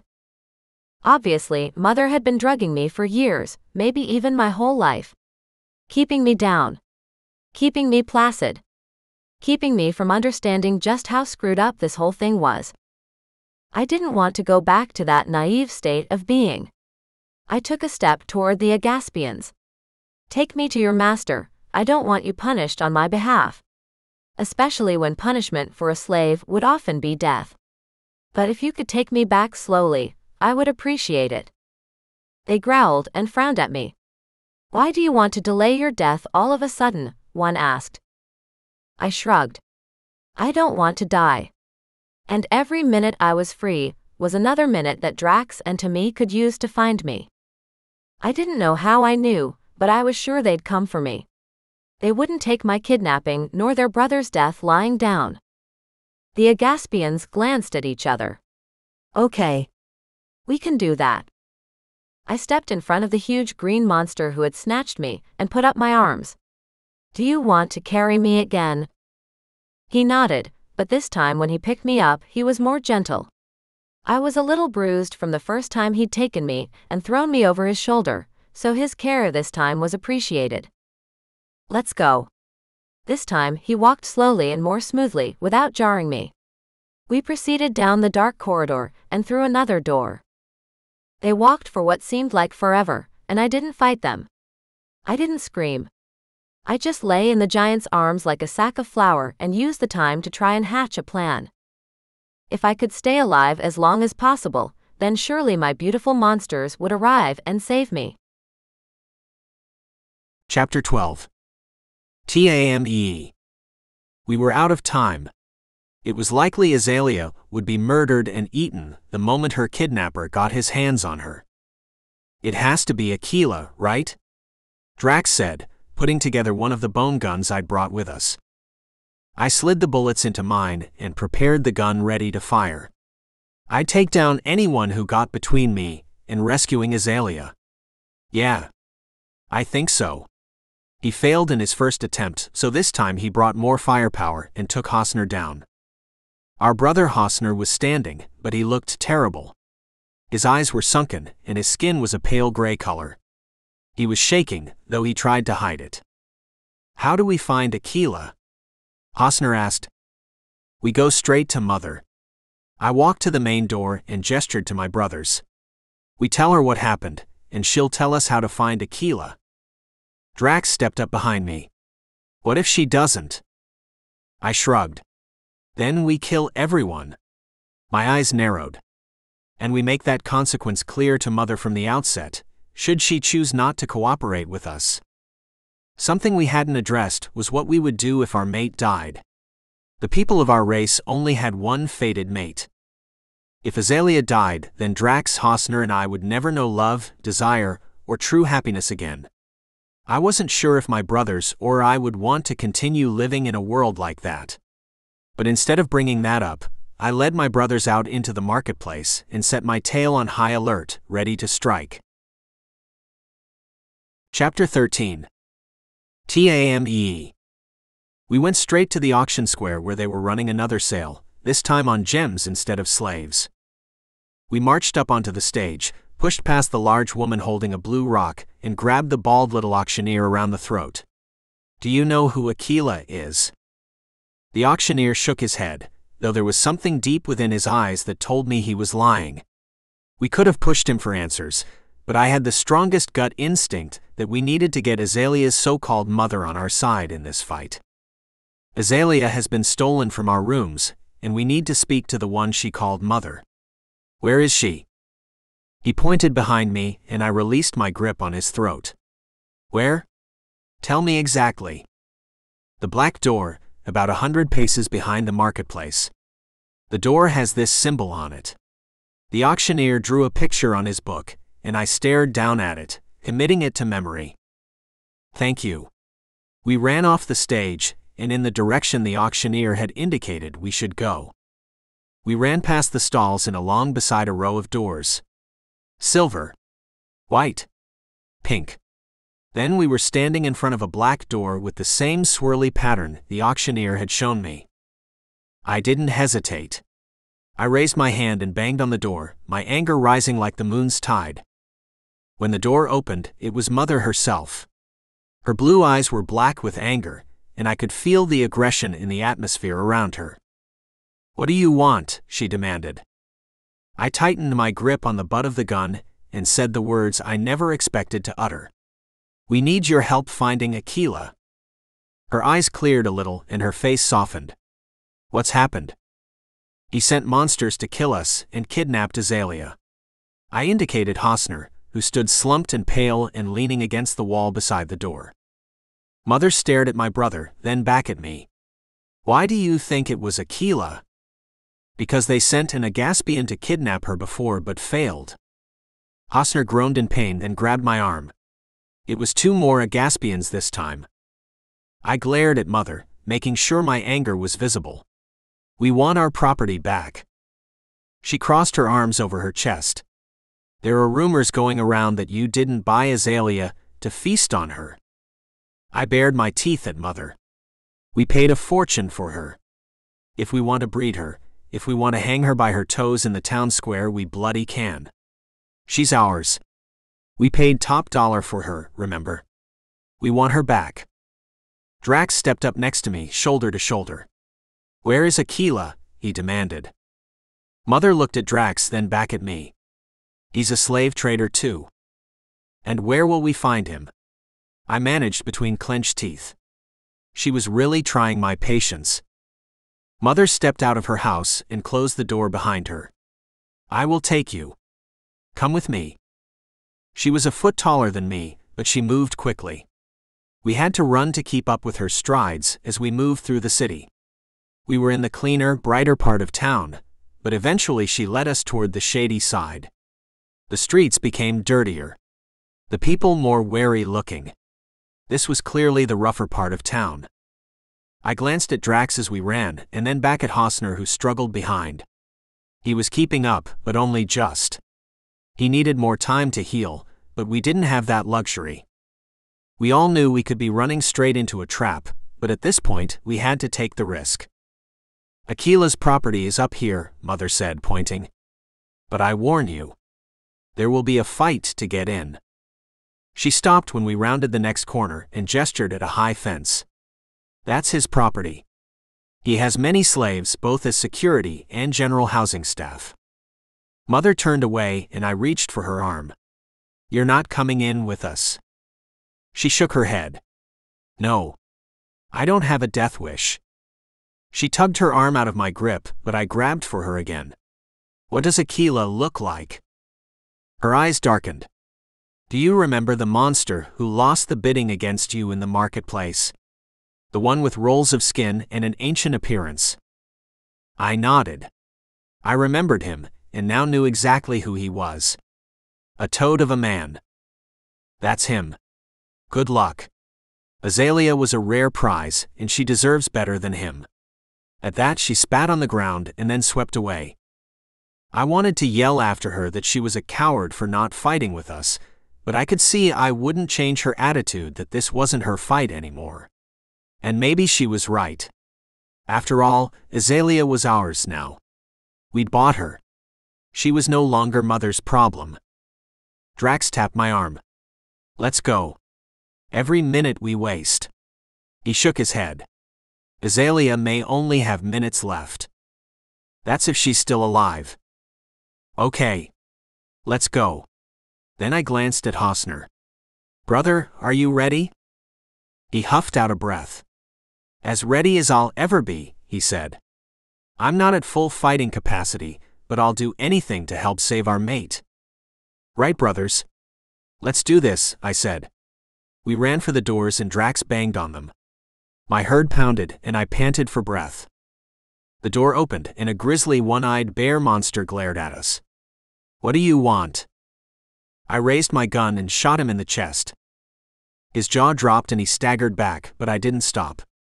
I shoved all my weight against the door, knocking the monster over and charging into the compound. Drax and Hosner were right on my heels. We raced through a large courtyard area, and as we did so, two green giants lumbered out of the shadows and shouted. One came at Hosner bare-handed, but the other suddenly had a huge, vicious-looking knife in his hand. He jumped in front of me. Drax was engaged with another two monsters with purple skin and sharp, pointy teeth, who had appeared out of nowhere. I shot a quick, concerned glance at Hosner, but he seemed to be holding his own, and then I had no time to consider him further, because the green giant was attacking and slashing at me with his knife. I ducked and weaved, trying to raise my gun arm and get in a shot, but he was too fast. All I could do was dodge and try to step back and away. Then he overbalanced with a particularly nasty slash that caught the edge of my forearm. I pulled back and he stumbled before righting himself. The gap was enough.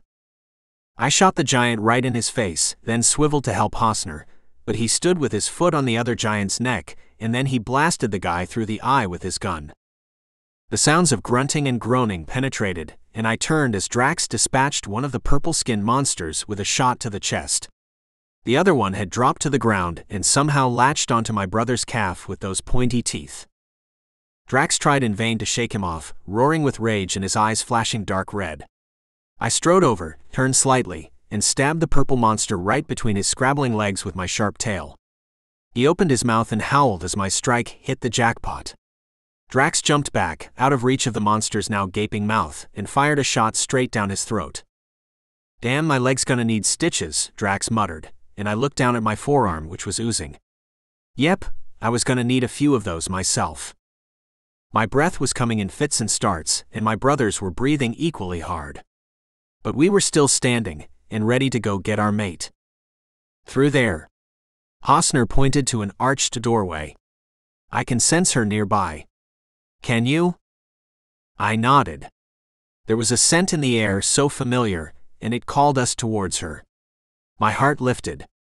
That must mean we weren't too late. Azalea must still be alive. Ready? I asked, and my brothers nodded. We launched as one through the doorway, only to pull up short at the sight before us. Aquila sat at the head of a long table, laden with all kinds of food.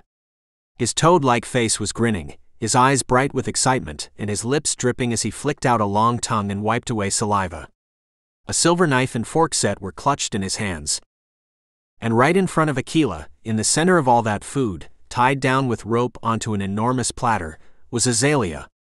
She was struggling hard against her binds, and bleeding from several wounds I couldn't identify from here. Both of her eyes were bruised, already turning black, one eye almost closed up altogether. But as she turned her face toward us, she smiled. Oh gods, that smile! Even through the blood and bruises, tied down and about to become a monster's main course at dinner, her smile was the most beautiful thing I'd ever seen. You came for me, she whispered, her eyes roving from me to Drax and then lingering on Hosner. All three of you. I knew you would. Chapter 14. Azalea. I couldn't see through my right eye, but my left eye told me everything I needed to know.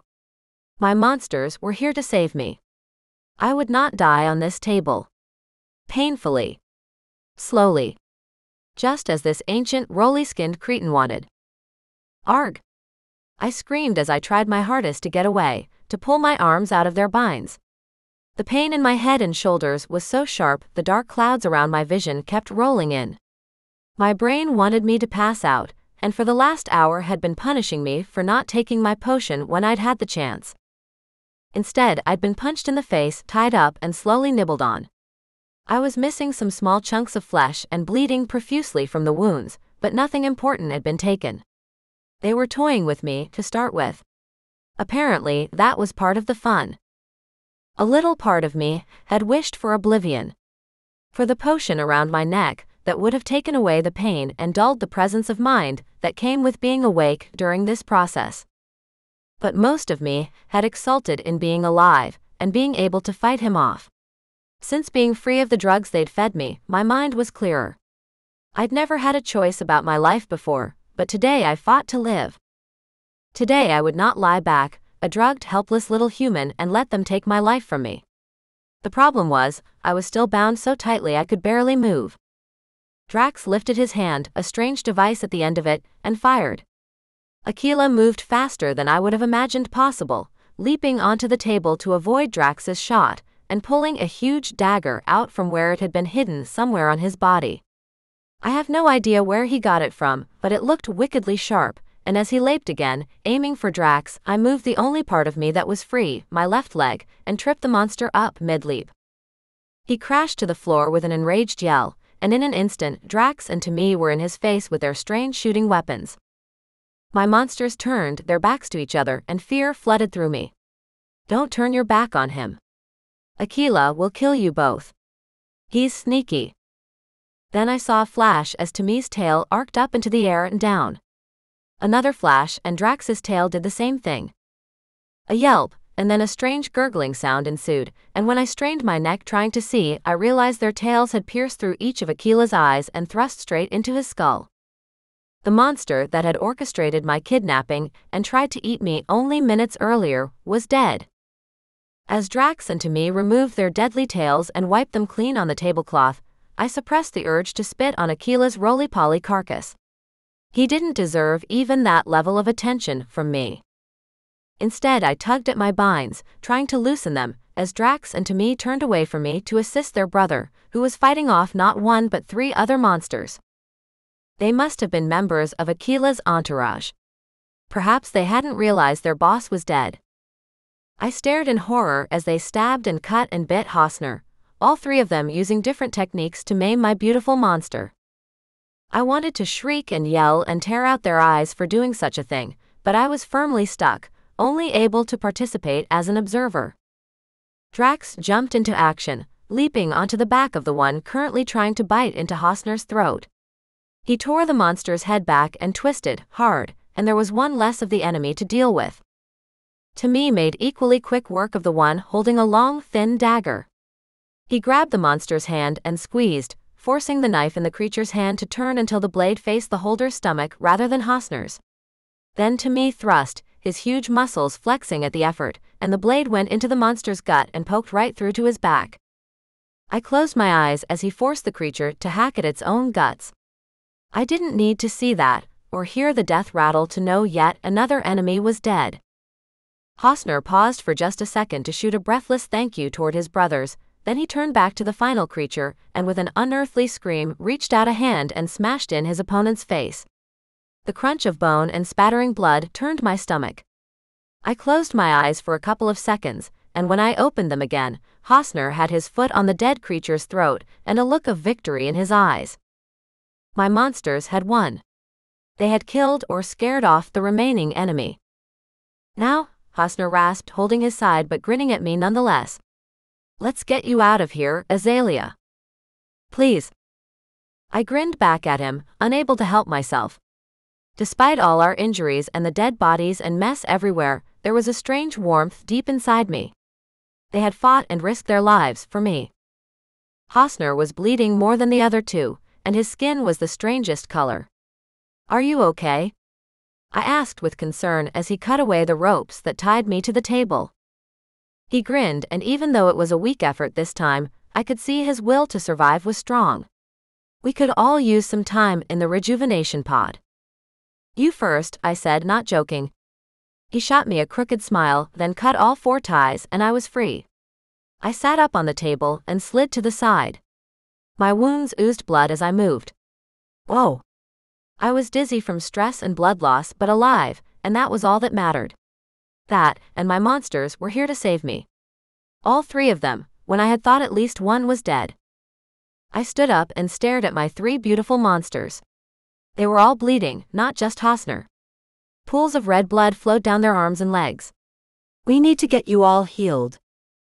You too, to me said, studying my wounds with a frown. They'd obviously fought their way in here, and now I had to help get them out. Drax sighed. We don't trust anyone on this planet. We'll have to hope our room has enough supplies. I grabbed for the clothes I'd been wearing before the horrible monster had torn them off me. I needed to be covered for my re-entry into the marketplace, so I did my best to cover myself with clothes that barely stayed on due to the fabric tears, then rushed to the door. My shoulders hurt and my head pounded, but I wouldn't change a thing in this moment. We were all alive, and that was all that mattered. Come with me, I urged. Mother's house has many healers. And I knew her servants well. Hosner grunted and to me asked, Are you sure? I nodded, my gaze traveling down their bodies and finding too many wounds. Too much hurt. They will help us. Quickly. We must go. Together, the 4 of us limped out of the compound. We stepped over some fallen bodyguards, and I smiled at my men. Your handiwork. Drax grinned. They were standing in our way. I nodded, my heart swelling with love for these men. My monsters. They'd come for me and killed everyone in their path. Follow me. We went through the dark, dodgy part of town the servants had told me about, then finally we arrived at Mother's door. I lifted my hand and banged hard. Please, please, let us in. Hosner was paler than a few minutes ago, and even Drax was beginning to wheeze. I lifted my hand and banged again. Mother. The door flew open and I stumbled inside. Mother. Help us, please. She took one look at us and swept away, gesturing us to follow. I pointed toward her retreating back. Follow her. I grabbed for Drax's hand and all but dragged him down the hallway. Hosner kept up beside us, and to me was a few steps ahead, dragging one of his legs. My head pounded so hard I had to bite my lip to stop the sobs that rose with every step. My eyes were tearing and with the swelling as well I could barely see it all, but I blinked the tears away. Together with Drax, we stumbled down the hallway and into Mother's medical bay. I'd only been there twice before, and it was as sterile and white as I remembered. All 4 are to receive medical attention, Mother snapped at the servants standing by. Go. The medical staff swarmed us, taking each of us to a different corner of the room. A needle was pressed into my arm, and the warm, hazy feeling of being drugged swept over me. No. I don't want to feel like this again. Mother came over and helped me onto the table. She touched my face. Lie still, Azalea. Aquila will pay for what he has done. I closed my eyes, finally able to rest, to breathe, to give in to the maelstrom of emotions storming my system. He already has. We were stitched and sewn up, then given food and water. My men barely ate anything, but I devoured every morsel they put in front of me. I knew my monsters wanted me curvy, and the food would help me heal. Are you all not eating? I asked as we all lay in our individual hospital beds, staring at each other. Hosner pushed his tray away with a disgusted snarl. Not this slop. My mouth fell open. This was some of the best food I'd ever tasted. Perhaps they only ate raw flesh. How are you feeling? I called out to them. Drax?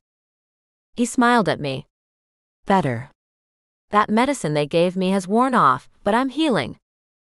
I sighed. Unfortunately, I could still feel the effects of the drug they'd injected into me. I could tell it was the same purple potion I'd drank my whole life. I was feeling too soft, too pliable.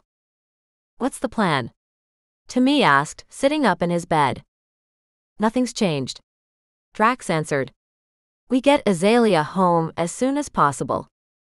I smiled and closed my eyes, unable to stop the effects of the drug as it did its job. I drifted in and out of consciousness for what felt like days. It might have only been minutes, but I couldn't stay awake and completely lost track of time. I'd open my eyes to Mother or one of the medical staff checking on me, probing me, then I'd be out again. Finally, when I could open my eyes and keep them like that, I forced myself to sit up. My monsters were gone. I glanced around. 1, 2, 3 empty beds. Where were my men? Panic rose and my heart began to pound. Had they left me? Had this been a ploy to return me to Mother? Because if that was the case, I may as well take my own life. She'd made it clear what sort of future lay before me if I came back to her unwanted and abandoned by my owners. A door opened and Mother walked in. Her eyes were black with anger and her mouth was pulled tight. My heart skipped a beat in fright. Well, Azalea, this is a fine mess you've gotten yourself into. How, may I ask, are you going to get yourself out of it? Chapter 15. Azalea. I trembled in my bed and pulled the blankets up higher over my arms, all the way to my neck. What trouble, Mother? She walked away and then turned to face me, standing with her arms behind her back. You tempt your monsters into mating with you, and they don't devour you as they should. That was your fate, and now I must intervene. I didn't like the sound of that. What do you mean, Mother? She shook her head. You will be sold once more at the auction block. No, I whispered. Did that mean my monsters had abandoned me? Mother went on. I must offer the princes a refund on the goods they bought. You are now soiled. She grimaced as if I disgusted her, and tears welled in my eyes. So they get their money back and you. I didn't understand and couldn't process my thoughts. What had happened while I'd been under the influence of Mother's drugs? Had she made them leave? Or had they gone voluntarily because I had displeased them in some way and was now soiled? The thought made nausea roil in my stomach. I couldn't bear the idea that I had disappointed my 3 monsters, let alone what that might mean now that I was back here in Mother's clutches. Get up. Get dressed. We will speak to them as soon as possible, Mother snapped, then walked out the door. We'd speak to them soon? My legs trembled as I shifted on the bed, turning to put my feet down on the cold floor. That meant they must still be here, and if that were the case, then perhaps I still had a chance. Probably not, though. I was food. This was my purpose, my reason for living. I had been told that all my life, and for a short time, in the arms of my trio of monsters, I had allowed myself to forget that. I glanced down at my arm, where the needle was still stuck in my flesh, delivering whatever medicine Mother and her team thought appropriate. My head was such a mess I could barely recall what had happened to make me think I was worth saving. Anger surged through me. Where it came from, I didn't know, but it was hot and made my gut ache. I reached down to the needle in my arm and tugged it out. Red blood dripped down my forearm, so I bent my elbow and pressed my sheet to the spot. My head was immediately clearer, but I swayed with fatigue. God, my head hurt. I walked to the small ensuite bathroom and stared into the mirror. I was a mess. Both eyes were open at least now, but my face was still swollen, and my nose was misshapen. My skin color was even paler than normal. Why hadn't they fixed my broken nose? Mother's technology could surely have done such a thing. I used the bathroom to relieve myself and wash my face the best I could. Then I climbed into the plain clothes Mother had pointed at as she left. They were horrible, gray and brown, and they covered me from neck to ankles. Mother was dressing me to look like a servant.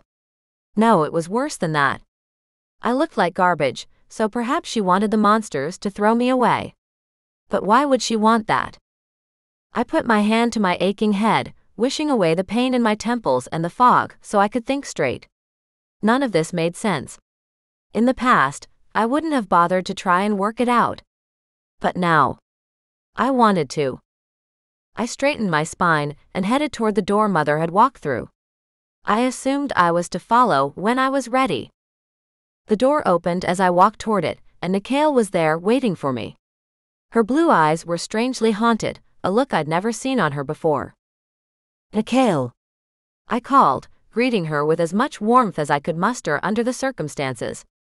She had always been kind to me. It's so nice to see you. She reached out her hand and caressed my cheek, just as Mother had done on occasion when I was a child. I cannot believe you are still alive. I shrugged. I'm surprised myself. your monsters did not eat you. Her tone was shocked. I managed to shoot her a smile. I seduced them. It was the easiest way of explaining what had happened, and yet my cheeks flushed with heat. I shouldn't be embarrassed, I knew, but it was hard to be proud of such a thing. This time her eyes lit up with humor. You were always reading in the library. I inclined my head. I like learning. And I did. I consumed knowledge and languages. She turned to the side and held out her hand. You have a meeting in Mother's room. Will you follow me? I swallowed hard, a tightness gripping my chest. Would my monsters be there also? Yes, Nicole. She turned and walked down the long hallway, and I followed behind her. My heart ached at the knowledge I may soon be cast away. To be abandoned once again was a nightmare about to come true. By the time we got to a large blue door, I was shaking. Are you all right? Nicole asked as she reached for the doorknob. I nodded, even though anyone could tell I was not okay. Not at all. But I would not cry nor beg for my life. I had too much pride. But that didn't stop the hot tears from filling my eyes and threatening to fall. When she pushed open the door, I got my first glimpse of Mother's inner sanctum. It was light, bright, and large. There was a table with many chairs and a large sofa. All plush, rich, colorful pieces. Come in, Azalea, Mother called. I forced my legs to work and managed to walk forward, though I trembled from head to toe. Inside the room, my 3 monsters stood next to the chairs Mother had obviously arranged for them. They didn't move and they didn't speak. All 3 of them simply stared at me with hungry eyes. Stand here, Mother said, pointing to the place next to her. She stood by the main front table that seemed to serve as a workstation, with piles of paper on top. I did as she asked because her tone brooked no argument. When I turned around to look at my monsters, they seemed frozen and unmoving. I blinked, waiting for them to unfreeze, but they didn't. Had Mother done something to them? Or was this a normal part of their alien makeup? I've asked you all here today so we can unravel this issue. Issue? Drax said, speaking for the first time. What issue? Azalea is ours. I jumped at hearing his voice, a part of me instantly warming. I wasn't dead yet. And they may have been still, but they weren't completely frozen. Mother grabbed my arm and dragged me closer to her. You brought Azalea back to me, damaged. Ruined. She isn't fit for consumption any longer, not for 3 princes such as yourselves. I whimpered at the pain Mother was inflicting on me. She had a grip on my arm that was past bruising. I feared she was going to break it. Mother. Shut up.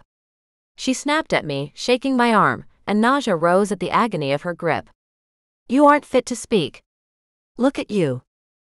I closed my eyes and gasped at the hot pain now crashing through me. I heard a growl and my eyes snapped open. It was Hosner.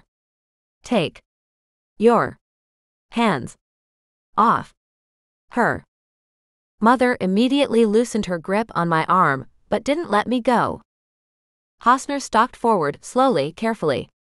I said, let her go. Now. He lifted his arm and stretched out his hand to me.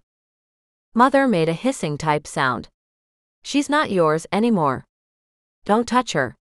You have returned her to me, and I will do with her as I want. Hosner froze. What did you just say? Mother dragged me further away from Hosner. I have 3 other girls for you. Fresh. Virginal. They will be much better specimens for you. I sobbed as she dragged me in the direction of a door behind the table. No. I didn't want to go with her. Mother. Please. Drax, Hosner and Temi followed us, moving with quiet stealth, their tails swishing from side to side. No, she snapped, gripping my arm so tightly I cried out. You will do as you're told. But we will not. Temi snapped back just as hard. We bought Azalea and we want her. Mother's eyes flared with darkness. There are rumors about your species that you don't eat. You didn't buy Azalea to consume her, did you? I looked at my monsters' faces and could see the anger, the confusion. My fuzzy brain tried to go over the past few days and see if they'd ever said they would eat me, but I couldn't find a single moment in time. That didn't mean I was telling Mother that. They wanted to take me home with them, I told Mother, hoping to stall her. They said I could live while I mated with them. But after that, they'd eat me. It wasn't a total lie. Drax took another step closer to us. She is a great little slave, and my brothers and I are picky. We want her. He reached out this time, but Mother wasn't wavering. You may have any of my girls that you want. No charge. I gaped up at her. She wasn't making any sense. Had she truly dressed me like garbage, so they would choose another? We don't want another, Hosner growled at her. Mother pushed open the door behind her and tugged at me. Too bad. She pulled at me and suddenly, despite the drug still in my system, I'd had enough. For the first time, I fought back. No. Mother, please. I pulled at my arm, trying to dislodge from her grip. I didn't want to go with her. What she had planned for me wasn't right. It wasn't life. She wanted to hurt me, to punish me, and probably sell me to the most lecherous, disgusting monster she could find. Come with me, Mother snarled. Now. No. I pulled away, kicking at her shins and struggling hard, but it was no use. She was far too strong. She shook me hard. There was a snarl from behind me as one of my monsters protested the rough treatment, and then a loud snap as my arm broke. I screamed and all hell broke loose. Chapter 16. Hosner. There was a loud crack, and then Azalea screamed. The agony in that scream reverberated right through my whole body. That mother bitch had broken my mate's arm. I'm going to kill her. I launched at the massive female Azalea called Mother, and got my claws around her throat. She dropped Azalea to face me, and Temi scooped our mate up into his arms. Azalea's sobs ringing in my ears, I squeezed hard. Mother swung her arm at my head, connecting with my horns and grabbing onto my left one. Pain filled my mind, blinding me. I refused to let go of her throat, but I couldn't stop my knees buckling as I fell forward, dragging her down with me. Mother grunted, and her grip on my horn loosened and then fell away. When my vision cleared, I looked up to see her half standing again, Drax on her back, tearing at the side of her throat and neck with his teeth. I flipped my body and jumped to my feet, before swinging my tail up and piercing her thorax with the sharp tip. I twisted my tail spear around in the wound, feeling the warm, gooey insides of her body gurgle, as she drew in a breath and attempted to scream. I pulled my tail out as she dropped to her knees, grabbing at her belly, where purple blood oozed out of her. The pain in my horn was gone, but for some reason, the left side of my head and face was numb. Drax lowered his head and rammed into the back of her, slamming his horns into her back. Her head flicked up on a silent gasp, and as Drax pulled away, she slumped to the floor on her side. He'd severed her spine. Mother was dead. I glanced around. Azalea was nowhere to be seen. Where is she? Drax cleaned off his horns on Mother's dress, then stood up and walked over to me, swiping his mouth with the back of his hand. Tummy took Azalea out of the room. I nodded. Good.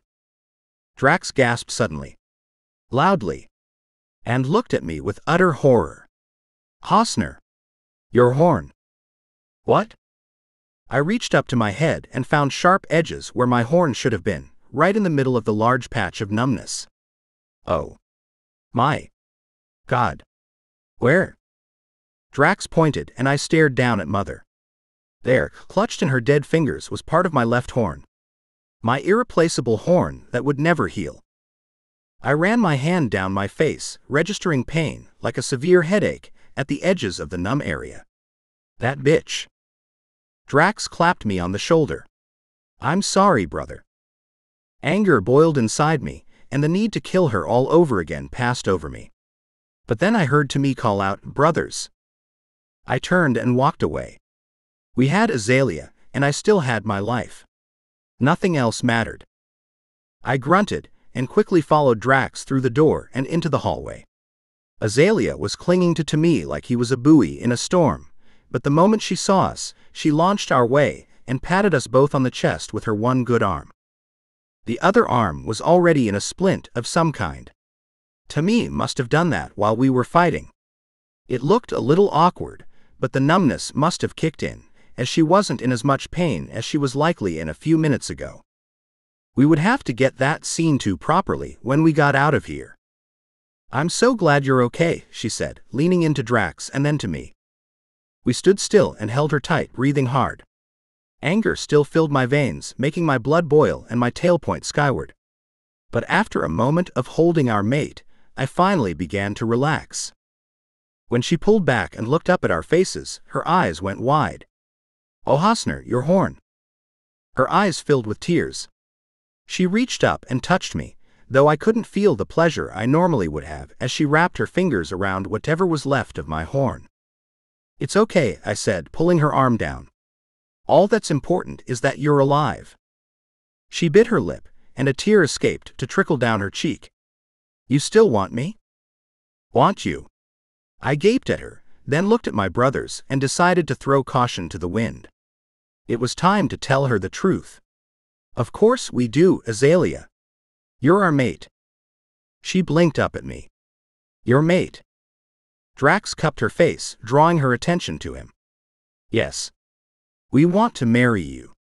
Make you our wife. Our princess. Her eyes filled with more tears, and this time they tracked unfettered down her face. All three of you.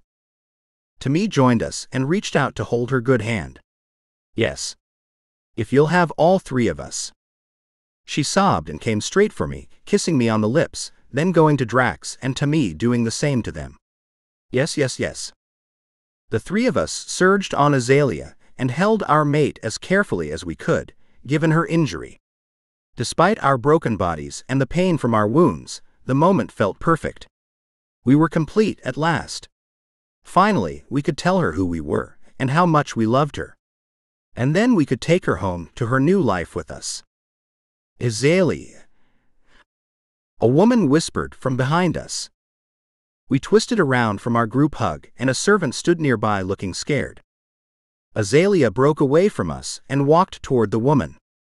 Nikhail. Chapter 17.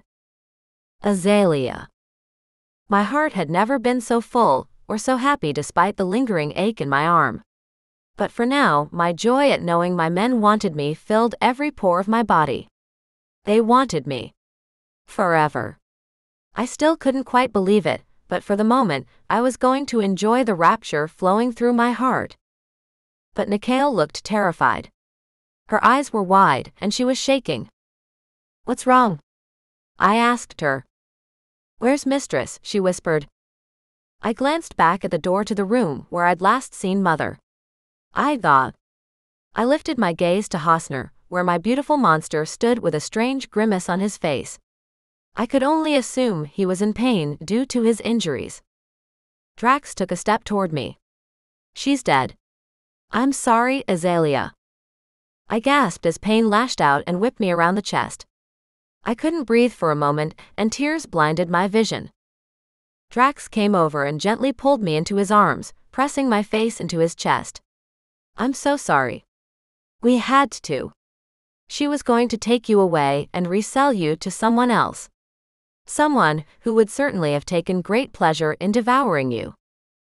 I nodded and clung to him, knowing he'd done what had to be done.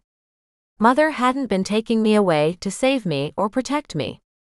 She would have hurt me badly, then sold me to someone who would have done far worse. But even knowing all that didn't stop me from crying and releasing the pain in my chest. The grief I felt for the death of the woman who I'd loved for so long. "Oh, sweetheart. We're so sorry," Timmy said, coming up to stroke my hair. I shook my head, taking deep breaths to calm myself down. "No. Don't be sorry. You saved me from a terrible fate. It's just, she." I pulled back and wiped at the tears still streaming down my face. "She." I gulped. How did I explain that she was the only mother figure I had ever known? Timmy cupped my jaw and tipped my face up. "I understand. You had a relationship with her, and now you must say goodbye." I managed to smile for him. "Yes." "Azalea, what will happen to us?" Nicole called out to me. I turned to the servant who had looked after me since childhood. "Oh. Nicole, I don't know." "How many of you are there?" Drax asked, taking control as he usually did. Nicole glanced up at my monster's face, taking in his large horns and muscular physique. "About 20 servants, sir." "And the girls?" I grabbed Drax's arm. "Oh no. The other human girls. Mother keeps them all over the castle." Hosner walked up to Nicole. "Show us where they are." Nicole glanced at me, her eyes wide with fear. "Don't worry," I told her. "They won't hurt any of the girls." "Will they?" I knew what she was asking. "No," I said gently. "They won't eat anyone." Nicole nodded. "All right. Follow me." We walked after her and my tears dried. Mother was gone, and I wouldn't be a meal for a monster. My broken arm would heal in time. In the space of a few days, my whole life had changed. Nicole stopped at a golden door and unhooked a key from her belt. "The babies and younger children are in here." My heart began to gallop. Babies.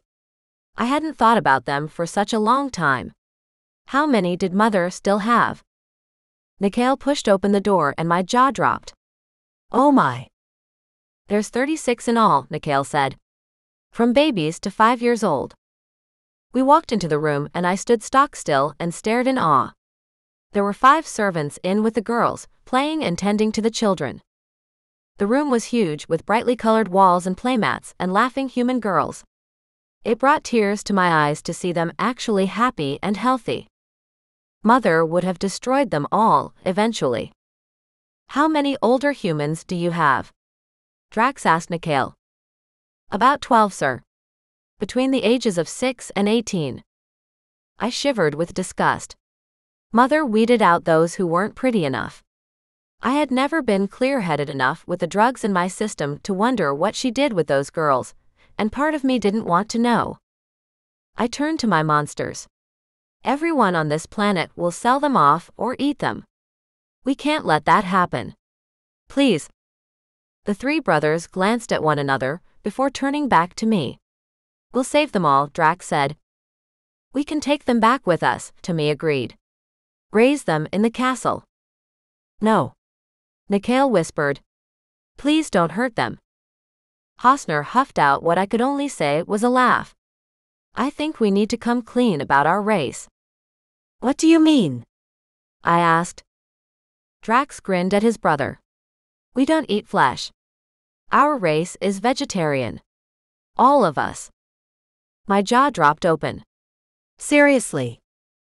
They nodded. Yes. We didn't want to tell you, as we didn't want anyone on this planet knowing what we are. But your humans are safe with us. We will take them home with us and let them grow to be adults. Then they may choose their own futures. This time the tears that coursed down my face were ones of relief and gratitude. You'd really do that for them? For me. The three of them inclined their heads with matching regal nods. You'll be our queen, Drax said. If that is what you want, we'll make sure it happens. I sobbed as I raced toward them, embracing each once more.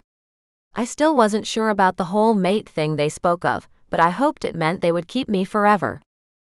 Nikhil touched my arm, getting my attention. If we are all to leave, we will have to disguise the children and pack for travel.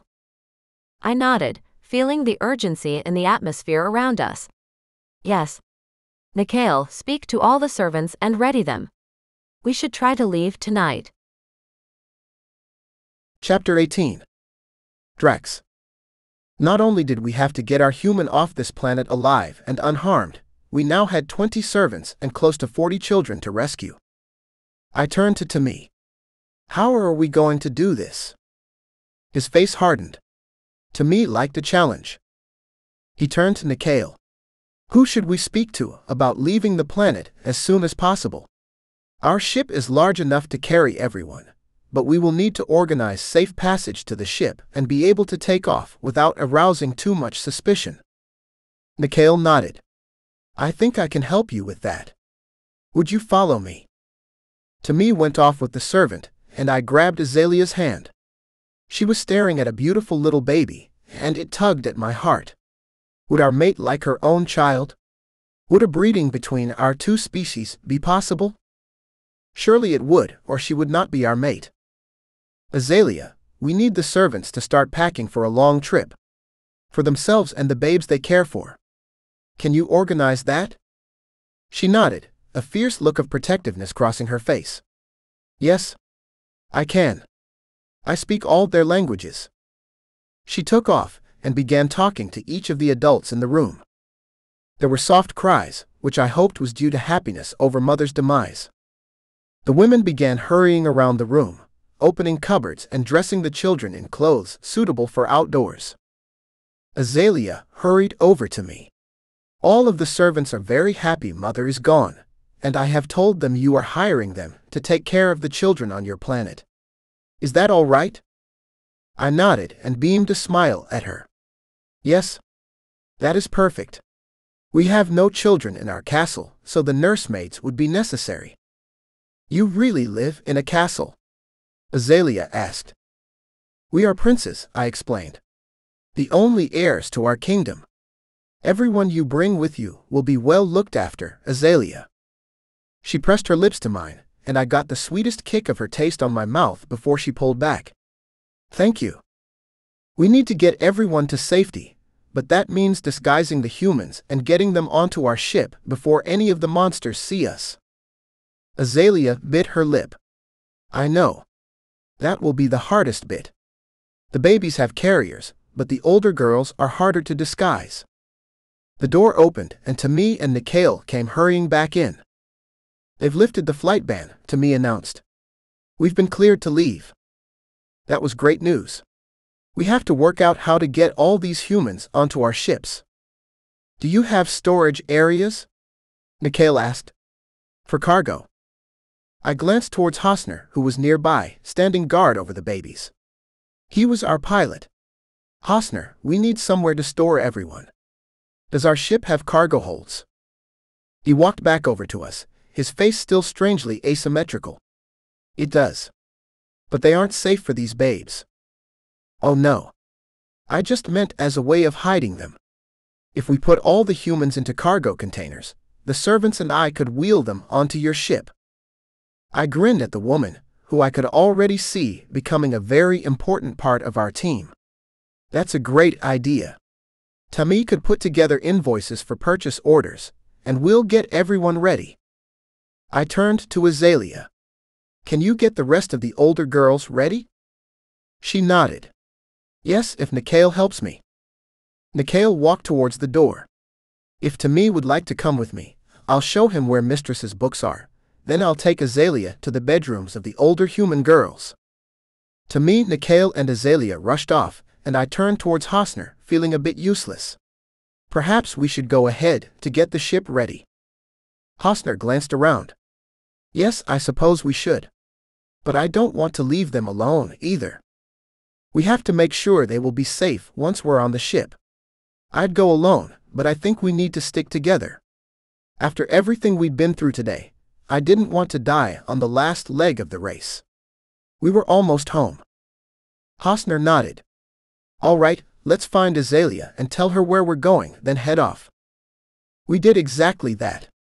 We told Azalea we'd prepare the ship and be back to guard the cargo containers when they were ready to travel. Then we set off. Chapter 19. Azalea. With a 2-year-old perched on my lap, I huddled into the corner of the shipping container. The servants had packed blankets and pillows to make the experience as comfortable as possible, but essentially, I was squashed into a large metal box, surrounded by children. "Shish, it's okay," I whispered to the little girl who was sucking on her thumb. She had long blonde hair and the biggest blue eyes. She would have been a perfect specimen for Mother to sell. "We're going to a new home." "Tell us again," the girl next to me said. "Yes, please." There were about 5 teenagers with me and 3 servants, all holding a baby or young child. I looked around the darkness and, despite the fear in my heart, forced a smile to my face. My 3 monsters are special monsters. They don't eat meat at all. "Really?" a little girl asked from beside me. She was 7. "Then what do they eat?" "Only plants," I told her. "Everything green." "Which means that we'll be safe with them. And the 3 of them, they're princes on their planet, which means we'll all live in a big castle and have lots to eat." "And we won't see Mother?" the girl next to me asked. "Never again." I shook my head. "No. She's gone." The girl sighed, and I knew she lamented the fact that her only parental influence was no longer around. "You know," I said to the girl, and the whole group listened to me. "If you want to think of it this way, think that Mother sold all of us to these 3 monsters. We've fulfilled our purpose." "But they won't eat us," a teenage girl from further down whispered to me. "No," I said, shaking my head. "I know that sounds almost like a bad thing. Mother told us it was our only purpose, but that's just not true. And after a few days, I'm hoping you'll think the same way I do.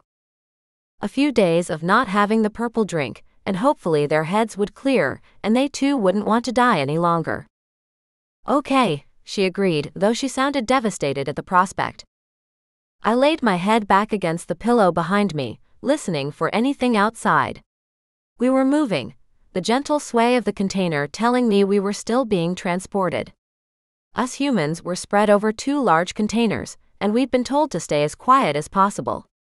With a dozen babies, that wasn't going to be easy, but the servants that were with us were used to calming the infants. The remainder of the servants and my 3 monsters all walked alongside the containers, standing guard. Everything was well organized. Tammy had created an invoice from Mother to the princes, and as long as no one checked the contents, we'd be home soon. I closed my eyes and hugged the toddler in my lap. We just had to stay quiet long enough to make it to the shipyard. Then we'd be pushed onto my monster's ship and on our way to our new home. "I can hear something," one of the girls whispered, and we all froze, listening hard. Murmuring, men's voices, then rocking of the container ensued. I swallowed the scream that rose and hushed anyone who made a noise. My heart was banging hard in my chest, but behind the fear was an ocean of anger. I'd fought hard for my life today, and no one was taking it away from me again. Not today. Not any day. When the doors opened, I pushed the 2-year-old off me and into the lap of the 7-year-old sitting beside me. My uninjured hand tightened into a fist, and I got to my feet, ready to fight whoever was coming in.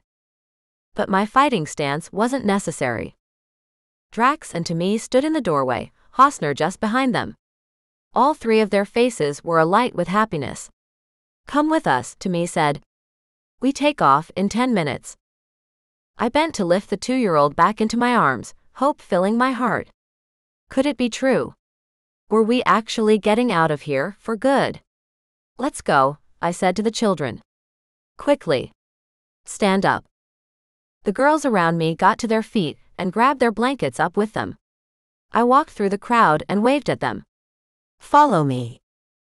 I glanced at my monster triad, feeling nothing but pride and happiness as they helped to corral the girls and servants out of the shipping containers and into the dim light of the cargo bay. "The outer doors are closed," Drax whispered. "But let's try to keep everyone quiet until we're safely in the air." "Good idea," I said, grinning at him. "Let's go, everyone. Quiet as you can, though."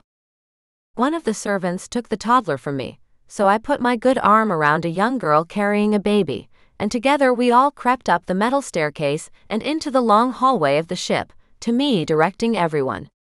"The ship isn't huge," he said. "But we have 2 bedrooms set up for you all to hide in, just until we're in flight." I smiled my gratitude as he hustled us inside the first bedroom. This was what he called not huge.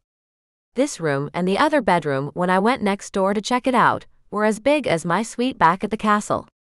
More than enough room for everyone. "Let's get the girls settled," I said to Nikhail, and together with all the servants, we set about getting everyone in place across the 2 rooms. We set up an area on the ground for the babies and toddlers to play, and put the older girls into the second bedroom. Nikhail worked out the ship's food system, so at least we had something to give children when they were hungry. My men had disappeared, and I missed them so badly it was as if a piece of me was lost. So, when everyone was settled, I exited through the large silver door and went looking for them. I'd never been on a spaceship before, so everywhere I looked, there was something new or strange. Buttons in walls, air vents in the ceiling. The artificial lighting was familiar, and yet everywhere I looked, the space was cold. There were voices up ahead, so I hurried toward them. As I approached, a door slid open, revealing my 3 beautiful monsters talking quietly amongst themselves in front of an instrument console. Was this the pilot area? Were we really about to take off and head to my brand new home? Chapter 20. Azalea. "Ah, hello." They turned around as I called out. Timmy's eyes widened. "Is everything okay?" he asked, rushing toward me. I nodded, swallowing hard. Now that they were here in front of me, a sudden shyness filled me. "Yes. I just wanted to see you all." Drax grinned and walked over. "How about I show you to the 3rd bedroom? We're going to take off soon, and I don't really want anyone seeing you before then." He took my hand and guided me down the hallway once more. "3rd bedroom?" I asked. "Yes," Drax said, smiling broadly again. "We have one each, of course. And now that the other 2 are occupied, we kept the 3rd one free for the 4 of us to share. I hope you don't mind." He hit a panel in the wall, and the door slid open. It was much like the other bedrooms. The same huge size. The same sparseness. "Of course not," I said, though my cheeks heated at the thought of sharing a bed with them. I wanted that so much. Could they tell how much? To distract myself, I looked around at the space. I feel a little guilty having all this room, when the others are so cramped, but... Drax mimicked, pulling me into his arms. "I think we need to celebrate, don't you?" He set his lips to my neck and kissed my flesh. I shivered, that familiar ache reigniting inside me. "What are we celebrating?" I whispered. He lifted his head and stared down at me, his eyes darkening with desire. "Being alive. Being together. That's a good reason to celebrate," I agreed. He slid his hand around me, lingering on my waist, then cupping my ass. I moaned, unable to keep the sound hidden inside me. I wanted him. I ran my hands up his thickly built, muscled arms and onto his head where his powerful horns curved. The door behind me slid open, and we twisted to see who had arrived. It was Timmy. "Starting the celebration without us?" he asked, but he grinned and strolled toward us, so I could tell he wasn't annoyed. "Where's Hosner?" I asked, arching into Drax's touch. I couldn't help myself. It felt so right. "He's manning the flight deck," Timmy said, glancing over at Drax. "He wants all three of us there for takeoff, just in case of any issues. And once we're in flight and able to switch over to autopilot, perhaps we can come back here together." I nodded. That was exactly what I wanted. My three monsters. Together. "Oh yes, please. How about you take a shower?" Timmy said, walking me over to the bathroom. He tapped the splint on my arm. "This is waterproof, and in the bathroom cabinet you'll find some of our medicines to hasten healing. Use the one in the red jar, and smear that at each end of the splint. Your arm will heal very quickly after that." "Thank you, Timmy. I will do that." In truth, I had almost forgotten about my broken arm. The splint held it nicely in place. "You don't have to shower, of course, as your scent is always divine, but it will pass some of the time until we can return." He opened another sliding door, and I glanced inside. The bathroom was small but had everything I needed. "Thank you." I went up on my toes to receive Timmy's possessive kiss, then Drax and Timmy left the suite. I turned back to the shower and sighed. Despite what Timmy said about my scent, I definitely needed a wash. Between all the fighting and running and hiding, I smelled of fear and sweat. The knobs and handles were a little difficult to figure out to begin with. I managed to squirt purple soap halfway across the room before I finally got to know which was what. In the end, I enjoyed a long, hot shower. I let my emotions flow over me, just as the water did. So much grief and hurt, but even more relief. My head was getting clearer every minute I was without that stupid purple drug they had fed me for most of my life. I was alive. And I was going to bond with my three monsters the best way I knew how. I cleaned and scrubbed myself, then dried off. And then I found the red jar in the cabinet, just as Timmy had said, and smeared the contents on my arm. The relief was instant, warm tingles going all the way from my fingertips up to my shoulder and back again. I could almost feel the bone knitting together and the injury healing fast. I sighed with relief, and then it was time to wait. I lay on the bed, excited. My belly was alight with butterflies, and I couldn't stop squirming on the covers. When would they return? Hopefully, it would be soon. Suddenly, the ship lurched. Arg, what was that? I jumped up and ran to the window. The slot was tiny, but there was still enough room for me to peer out and get a view of what was going on. We were lifting off. Oh my God! I'd never flown before, and it felt really strange. I heard the soft cries of the women and babies in the rooms nearby, and knew they must be feeling disoriented too. I grabbed onto a nearby shelf, watching my old planet's surface recede quickly. I gaped, awe-filtering though me. Wow. The marketplace was not visible at all. Mother's castle, my home, or rather my prison, all of it was gone as we flew away. A stray tear formed in my eye and fell down my cheek. I'd never thought to experience such a thing. I'd never thought to survive past my 18th birthday, and yet here I was, flying through space with three princes who said they wanted me to marry them. When we were so far away, the planet looked like a tiny ball in the midst of the darkness of space. I made my way back to the bed and sat down on the edge of the mattress. What an incredibly humbling moment. We were all small and so insignificant.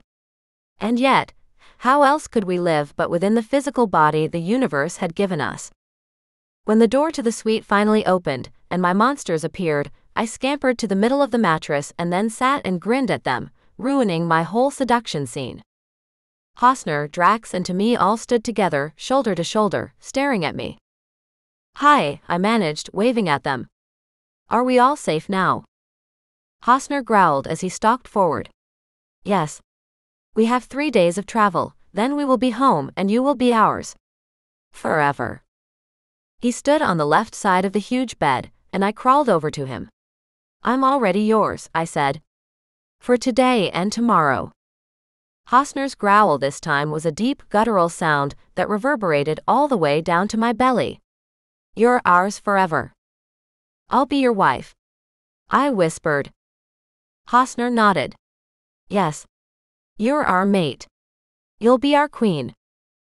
I waited for Timmy, the last one in, to close the door before asking, could one of you explain the whole mate thing? You used that word before, but I'm unfamiliar with exactly what it means. And that was assuming I heard the word correctly. The three men stood around the bed, surrounding me. Drax spoke. First, we wanted to apologize for not being truthful with you from the beginning. What do you mean? I asked. We knew, all of us, that you were our mate, Timmy confided. From the moment we saw you in the marketplace, we all felt it. The pull toward you. But what is a mate? I asked. Hosner answered this time. It is the one we are meant to marry. Our perfect complement.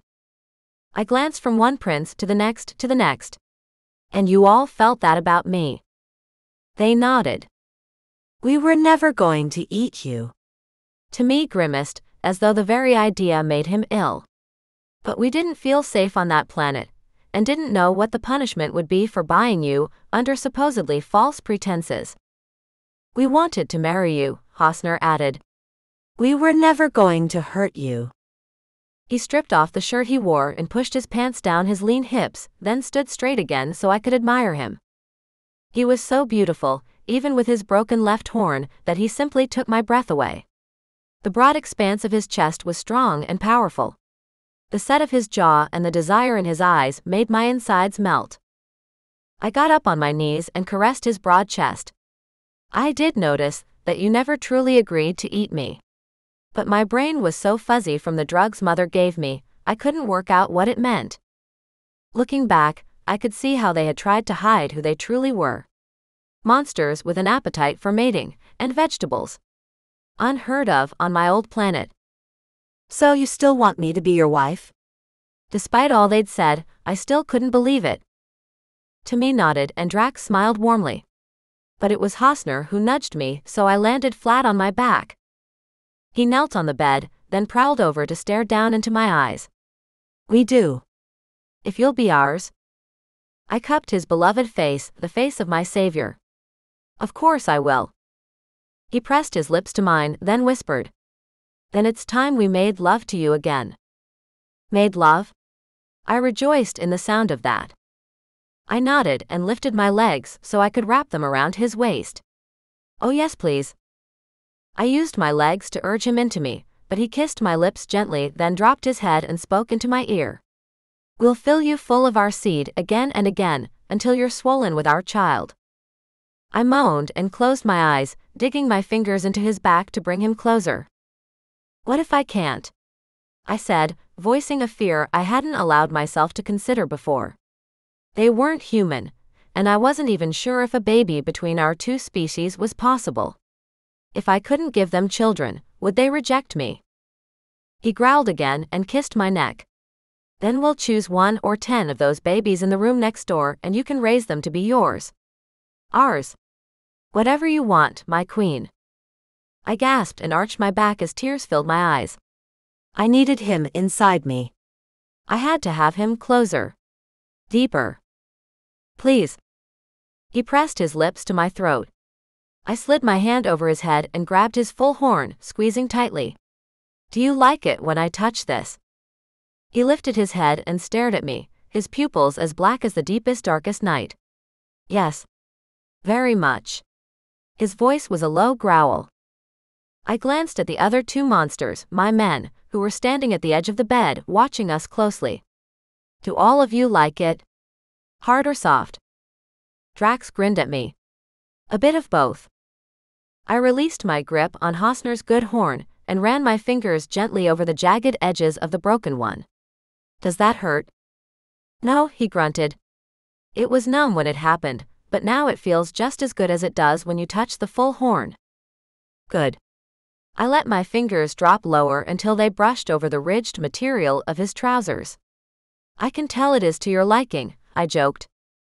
Hosner moaned, then shivered, and a wave of pure feminine power flowed over me. I could make them all feel amazing, just as they did me. I'd learn every trick, every move they loved, but tonight was for pure celebration. Hosner made his way further down my body. I lifted my gaze to Timmy and Drax, who'd both disrobed. I raised my arms and called to them. Please, come and join us. Chapter 21. Azalea. I had never felt anything like this in my life, and it was perfect. I could not imagine ever having such an experience again. But with my beautiful monsters, I hoped this was the first of many such liaisons. Could this really be the first day of our happily ever after? The four of us, together. Drax rolled us, placing me down onto the mattress. I felt different. Changed and somehow better. Was this forever? I hoped with all my heart that it was.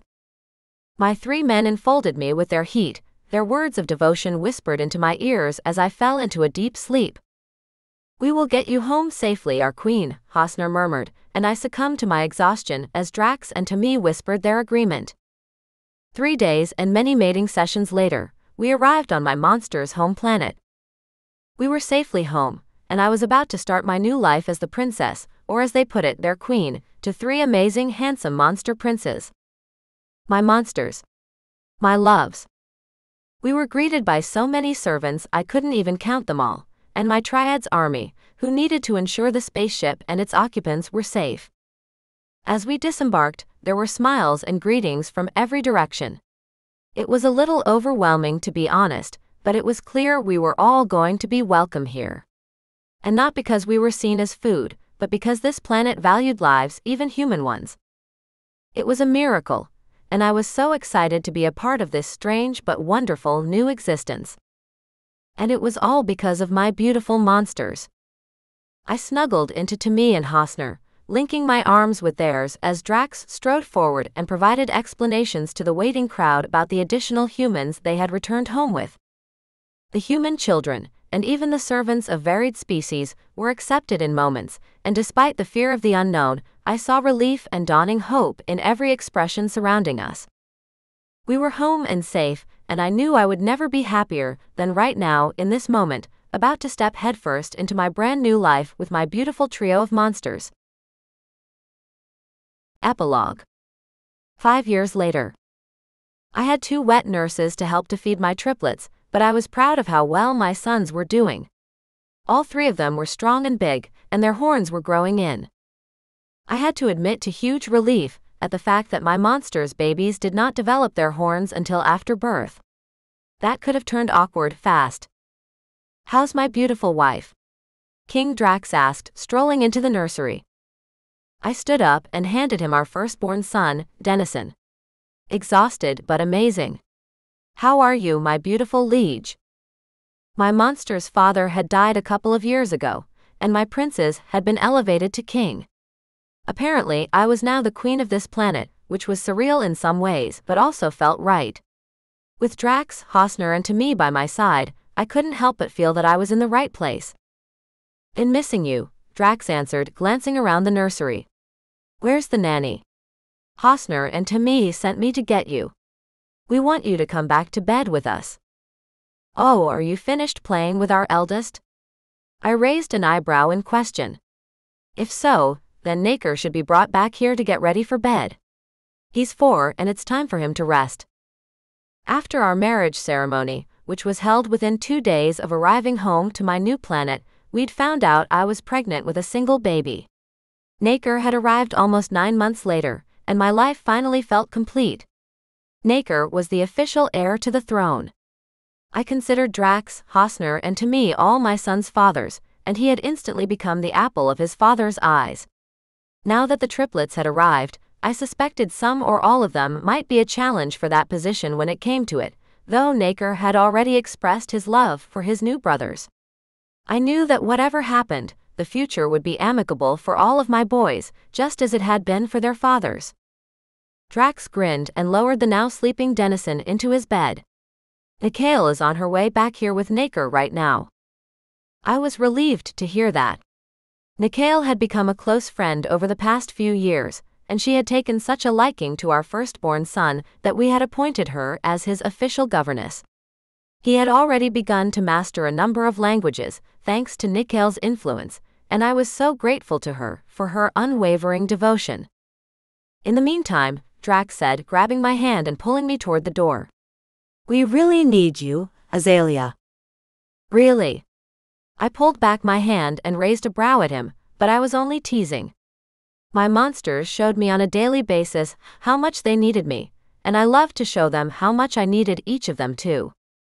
Are you sure, Drax? He reached around me and delivered a light smack on my bottom.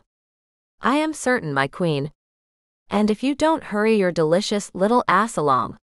Another light smack ensued, causing a tingle of desire to ignite between my legs. Then I can't account for what Hosner or to me might do. I smiled at him, letting him see my happiness. Then I'd best hurry along with you, hadn't I? Indeed. He reached again for my hand, and this time I entwined my fingers firmly with his. Shall we, my beautiful mate? I would love to, my equally beautiful mate. I curved into his side and rejoiced when his arm dropped across my shoulders, and he hugged me close. I cannot think of anything better than heading to bed with the three of you, surrounded by your love, and knowing you will always cherish and protect me. Drax raised my hand to his lips and kissed my knuckles gently. Always, my darling mate. And forever. The end.